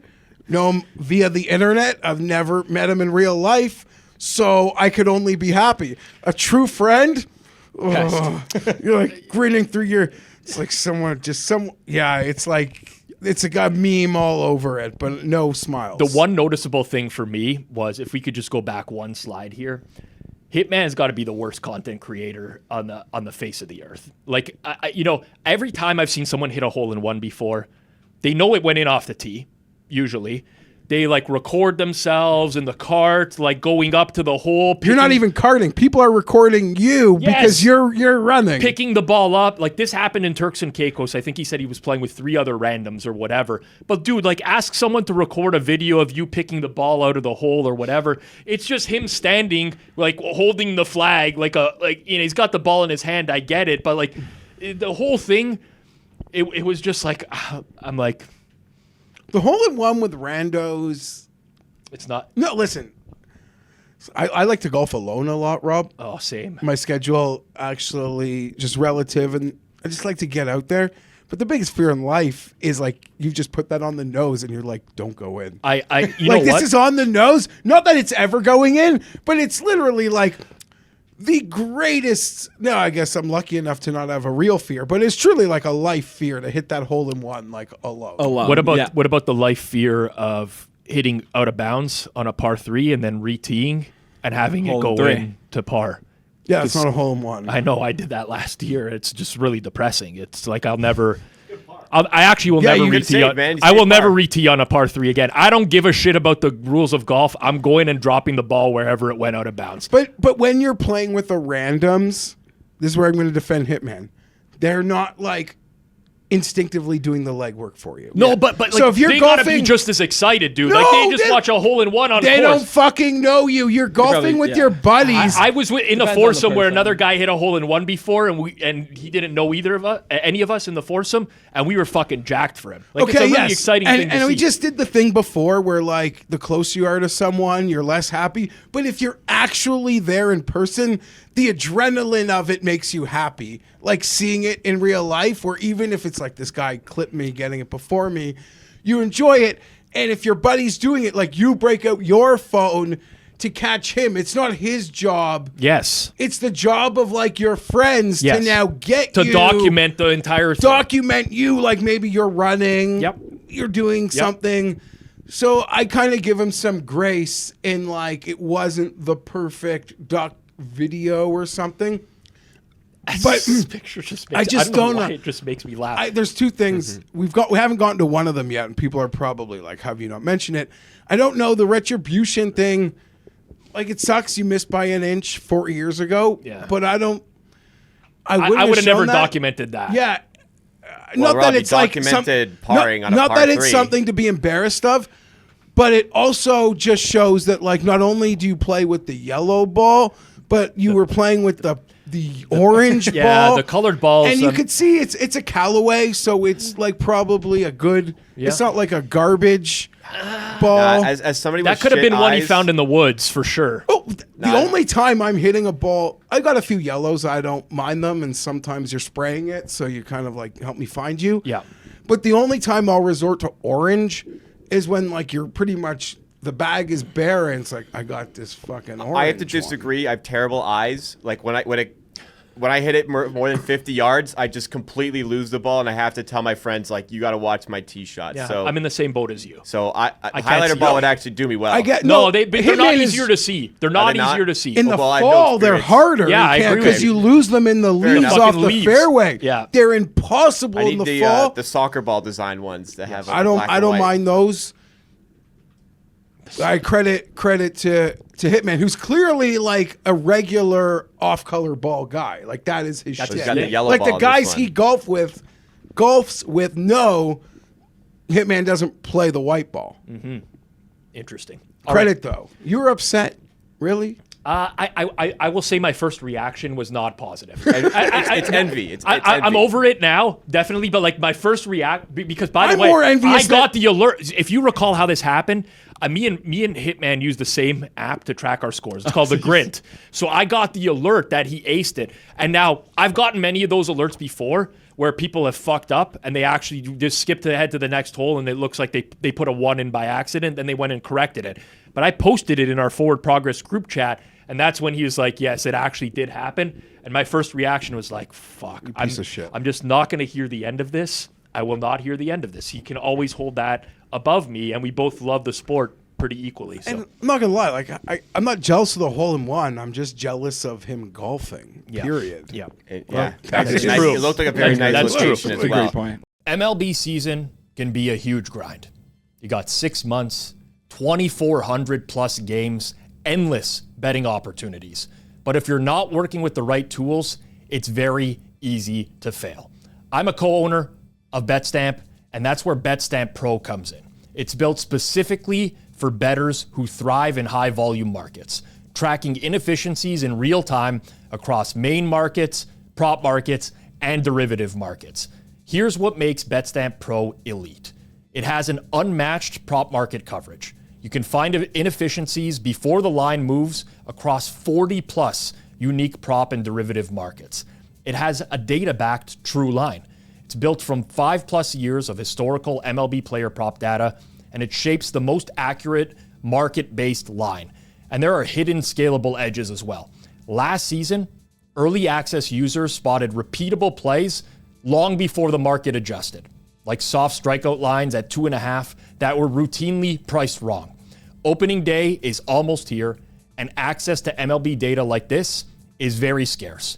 If you're serious about turning the grind into profit, this is your edge. Apply now at betstamp.com/circlesoff. The link is in the description below, or you can scan the QR code on screen as well. Get your MLB season off to a hot start. So we're introducing a new segment here. Rather than spend a long time on each individual person week by week, we're going to have character assessments and update them. We have 5 creators for this edition of it, the first edition of it. And we're, of course, going to be starting with Sean Perry, fresh off the Vegas fight drama. Plus, he's kind of flipped on people really quickly. We had the tweet up here where he says, "I love you, book it with Trent, excited to move on, looking forward to doing some of the best content the gambling space has ever seen with you." And then 12 hours later, he says, "Trent is my new bitch," in a shirtless video where he's yelling at Trent. So he flipped very quickly. But what are the updated opinions on Sean Perry? I've never liked Sean Perry. I would say I would consider him to be one of the most unlikable humans, not just in the gambling Twitter space. Like this shtick is so played out now of like befriending people and then turning on them. Like, he's done this with so many people at this point. He will literally do anything to drum up some attention and drive engagement. There's a lot of rumors out there. I cannot confirm whether they're true or not, but there's a lot of rumors that he owes a lot of money to some poker players in the space. I feel like his best chance of paying that back would probably be to run his service and just try to get as many people on as possible. I personally can't stand the guy. Yeah, I agree with everything you said. The only reason I won't go too hard is I'm like worried he's going through some sort of break. And if that's the case, then I feel bad. But if it's not the case, truly you're the worst person I've ever seen on the internet. I mean, he was a horrible person before this this current mental break. Truth. Yeah, so I'm not gonna give him leeway because he could be having a breakdown now. That being said, I do believe he is like going through some serious fucking shit. What it must be like between his ears. I know. I don't want to know. Like, it must be so goddamn loud and nonstop. And like you said, him trying to pick fights with people. I loved how Benson handled him, I believe, last week. Yeah. With just like I mean, it's crazy to respond to Sean with such a thoughtful and articulate response. Yeah. Because probably doesn't comprehend it at these moments in time. And figuring out the line of when he's just like having a Twitter blackout moment to people who are actually on his kill list, it's hard to decipher. Yeah, it's just really weird. I listen. I don't listen to the spaces when he jumps in at this point. He really just aggravates me. If his whole plan is like, I want to be the most hated person and I'm going for this engagement, takes a really special kind of person to want to be that. But like, if you look at the engagement on his tweets, which by the way is not much for the amount, like he's got someone documenting his whole life. He got ratioed by Benson. He's getting ratioed by everyone, and most of the responses are people that are just hating on him. So I don't know.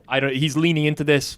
I think it's lame. I honestly don't have much interest in talking about who he is as a person because I struggle. Yeah. With Next up, we're going to go with Alex Monahan. He's the face of Odds Jam.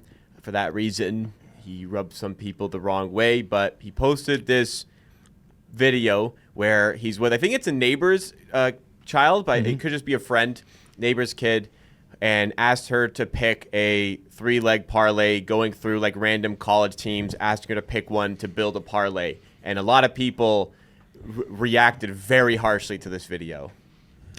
This reminds me of when Taylor Mathis got let go by Westgate because she went to school and was teaching kids how to fill out a bracket. No, sorry, like in the public response, Sure. where, listen, like, I don't have kids. It's a little bit more challenging for me.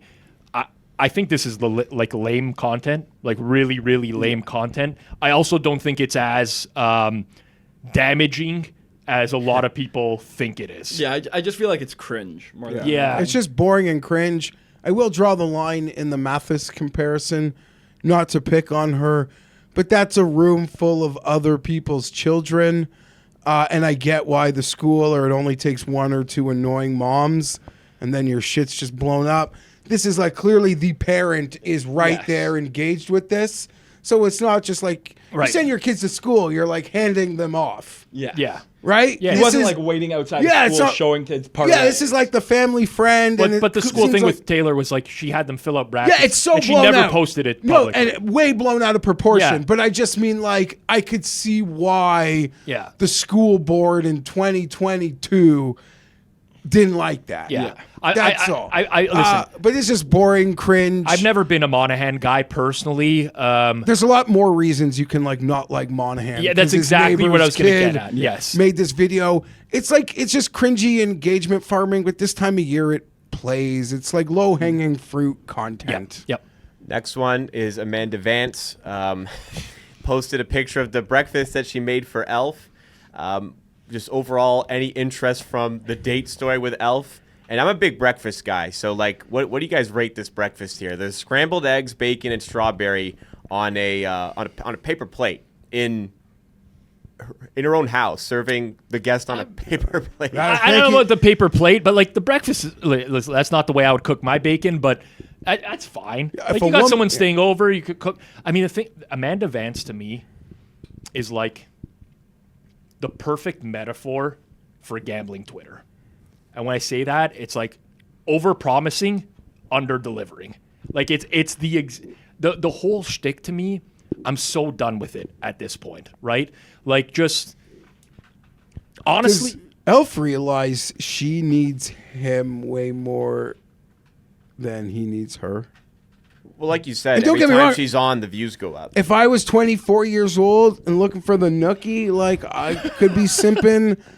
I could, you could maybe get me in a cuck chair for Amanda Vance, but dude, when it doesn't she comes play at into this those age for me. spaces, and I'm presuming under the influence of alcohol or drugs in some capacity, because a lot of times the words are being slurred, but she's yelling so loud and I can't get out of there. I tweeted to Elf to put a leash on his girl. There was something fun was happening in the spaces, and like she's just slurring, being born an Elf. Like he won't. He'll give her the time He'll of day give every her. time. He could go on. Everyone else would get a cold shoulder. So Yeah. And I'm with Jacob. I'm sorry. The paper plate at home just sticks out to me like Well, there's like a I lot can't worse get than that. over The it. floor. There were some pictures that circulated of Elf's socks, floor. which were just black, while he was sitting on a bar stool in her house, and he said that they were fresh socks he put on.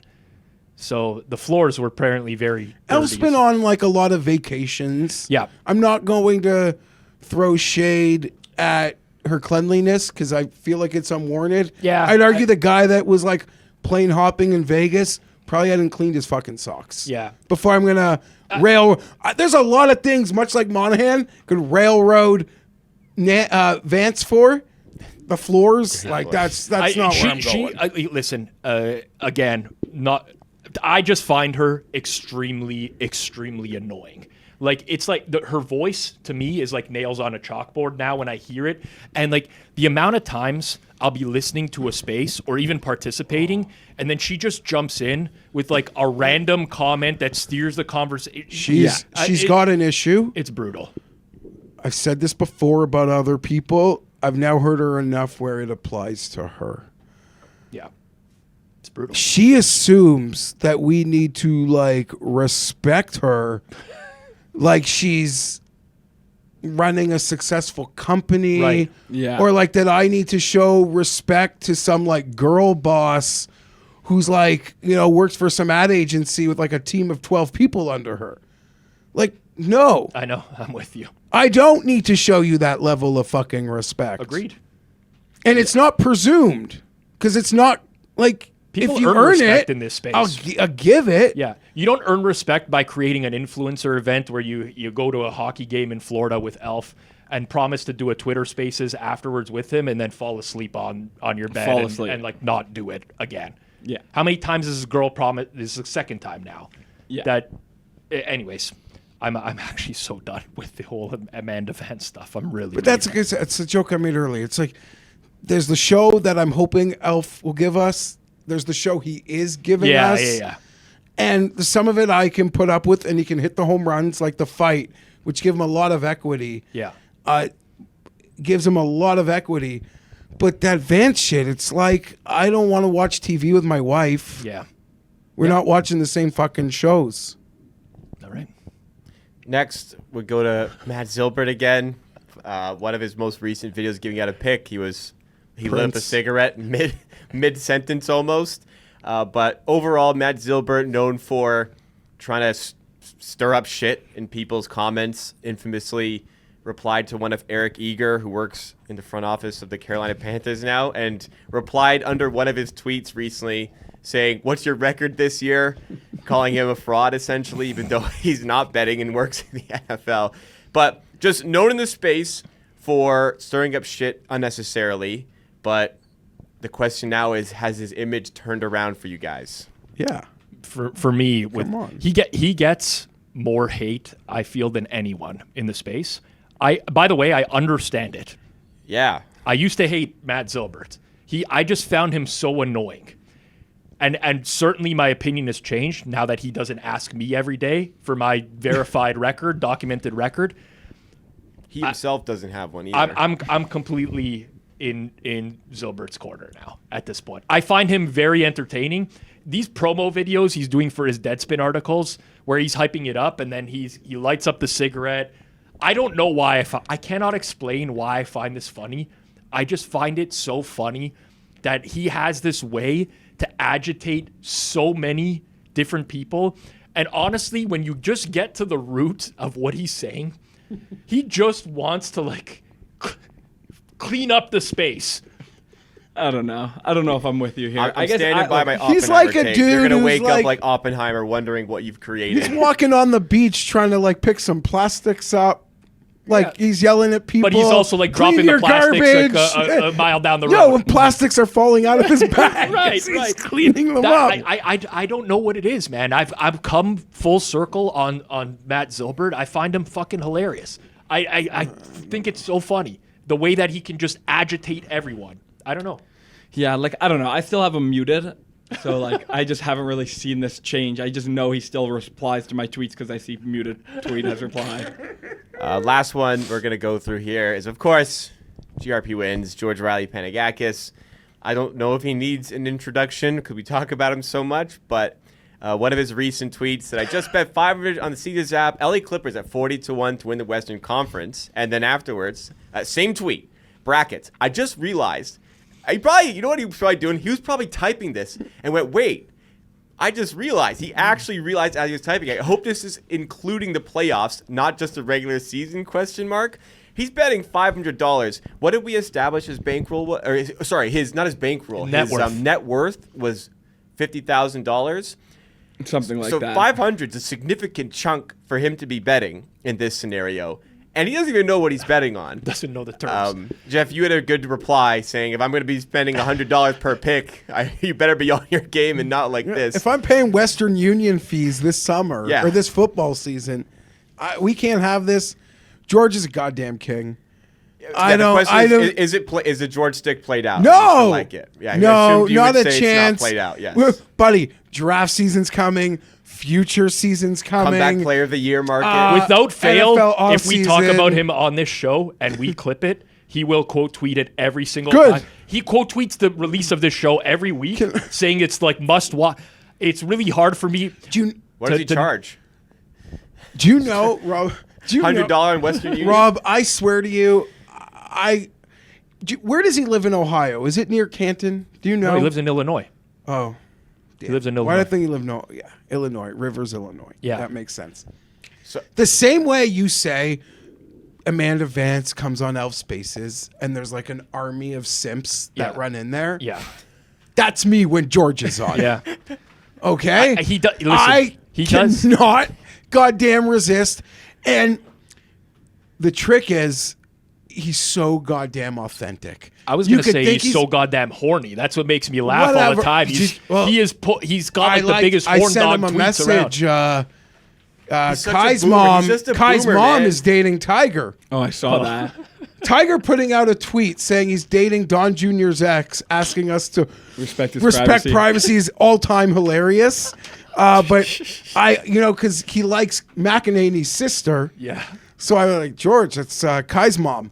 But the bit doesn't get old. I think it replenishes itself. The same way Zilbert lighting up that cigarette just pulls me in every time. George letting me know, freshly showered, no gel, hair looks great. It doesn't matter how much the previous tweets annoyed me. It pulls me right back in again. Honestly, he's like a one of one, and it is his authenticity. Yeah. The other people we've spoken about today, 99% of them, phony as fuck. Yes, I What agree. makes He's- George incredible? You might think he's an idiot. You might think he's crazy. Bingo. You might think he's a loser who lives at home with his mom, who thinks the sports books respect his NFL sides, but he is authentic. Yes. And you cannot top that. And I will say it's the same reason that I feel the way I do about Zilbert as well. I don't think it's an act. I think it's an authentic. Authenticity plays so fucking hard. Agreed. Chopping block this week, which is stuff that didn't make it into the show because we can't really turn it into a long segment, but we'll talk about it briefly. By the way, Zilbert told me we should be looking for a knife sponsor for chopping block. He actually Smart. tweeted that as me. Obviously smart.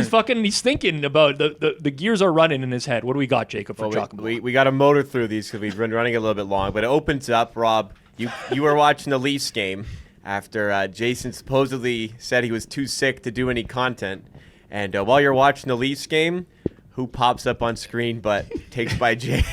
I will say this is fabricated. So I was going to say because those seats, there's like a camera guy right in the well there beside, and he almost like looks like he's been a kid who knows he's caught right here. So he's not enjoying the goal. I was watching this game live, and I did see this happen live, and I did like what the fuck? Like, did I just see Jason? And then I was getting all these messages at once, pictures and whatever. I'm like, it was, so I rewound and took this. But just to clear his name, he didn't tell me he was going to the game, but I didn't ask him to do a March Madness show or anything. I was just trying to throw him under the bus a little bit. By the way, respect to our producers here as well. Takes by Jay, Jacob Gramenya. Jacob, drop your Twitter handles in the description below. Go follow these guys as well. They do a really good job.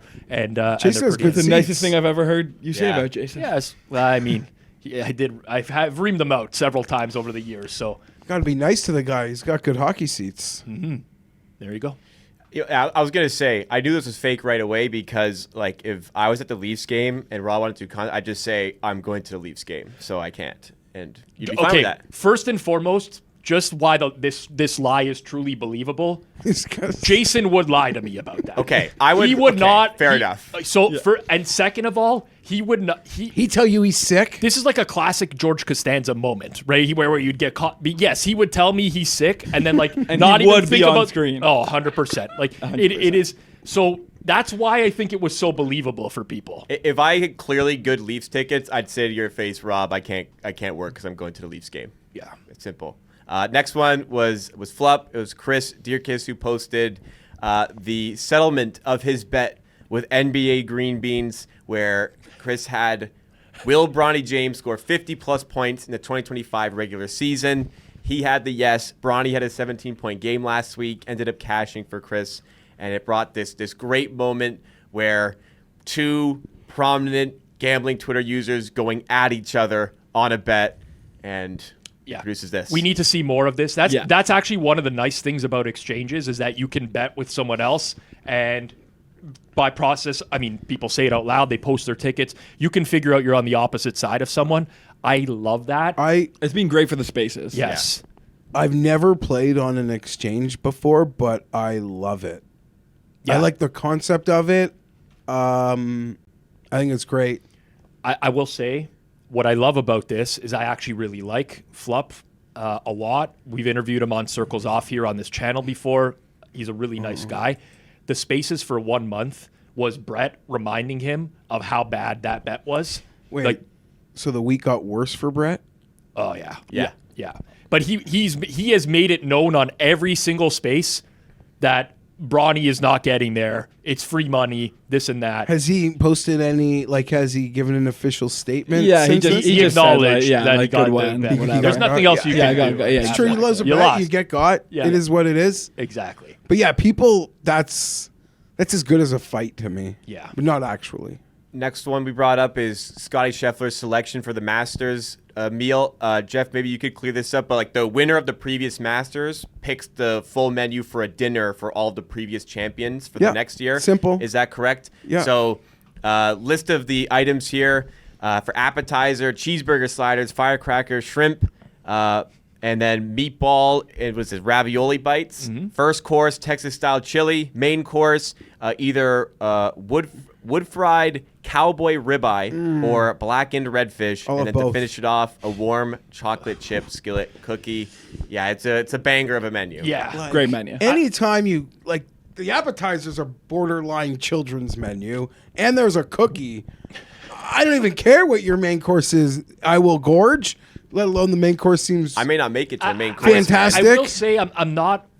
I love this menu. Would eat it anytime. I'm not super keen on the Texas style chili being the first course, but what I like about Scheffler's choice, you gotta, when you're doing something like this, you gotta know your crowd and know your audience. And I love Spanish food. Don't get me wrong. John Rahm, when he had his menu was just he was really pushing the Spanish culture. It's part of it. I get it, but he's probably under a lot of pressure. Yeah, one of them was a fish soup because his mother made a fish I'm just soup. saying, it was a tortilla.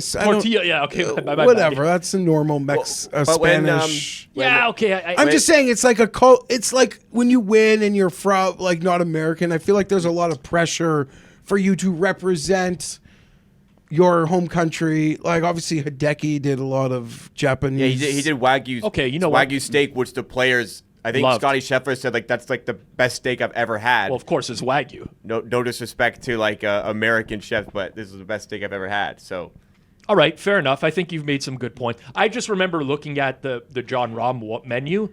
I'd be like, I do think the room would be displeased with me because it would feature a lot nuggets. of your favorite Chicken fingers menu for Jeff. foods. yeah, I was gonna ask Poutine. what's your main course on your Masters? No, something like that. Yeah, Like something the I agree. rib. You do a really high-end, high-end, steak option, a high-end fish option. And they choose and the one or another. children's menu apps, this is gold to me. I'd have switched up the chili, but there's enough food I just would push it over. I would do a flight of bourbons as well, though, during the meal. But is that...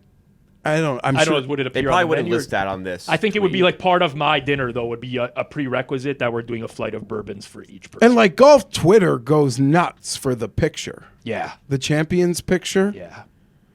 Well, I'm never going to win the Masters, so I'm not going to make my own menu. I'll tell you that. So the next one is I Ghost Arb. We're running on, but I don't want to take too long, but says, I know the L spaces are a thing right now, but I want to run back a real estate Q&A live one night since I've bought and will be closing on 6 properties in the last 100 days or so. So wants to bring in real estate spaces to the Twitter space, and people were not a fan. Where have we This- gone as a society? People aren't a fan because this would be stupid and it wouldn't work, right? yeah. 'Cause I'll just tell you how it would work. If you can pull an elf and find an agent who stole another agent's listing, and they want to get into a boxing ring, and they want to yell at each other on spaces, that's compelling. Maybe that's But if the you move. want people to just talk about the ups and downs of the condo market, no one No gives a one's fuck. listening. Yeah. I mean, I've been part of crypto Twitter before. I've been in some spaces for crypto. It's especially when people are like pushing their ideas on the masses. It's a very dangerous. Like sports betting is one thing. Don't get me wrong. but Sports betting is addictive. People can lose if there's. But real estate's cold-blooded. It's very like cold-blooded. it is a like. There's no friends. You stab your teammates. Yes. In the back. I've walked in on my wife watching shows. Like Property Brothers. Well, I said I walked in on my wife. I left that open-ended. Yeah, but yeah, like watching real these estate stupid shows, and it's like fucking cutthroat. Yeah, of course That's it all is. I'm saying. Yeah. So I'm sure there's great stories and beefs, and people want to fight it out. I think that guy was and you actually like probably- wanted to give advice. though, Oh no, honestly. fuck that. Yeah. But like the cat fight card you could get of like real estate agent girls who fucking hate She each stole other, this one sale. and then she slept with his fucking guy. Oh my god, it'd be incredible.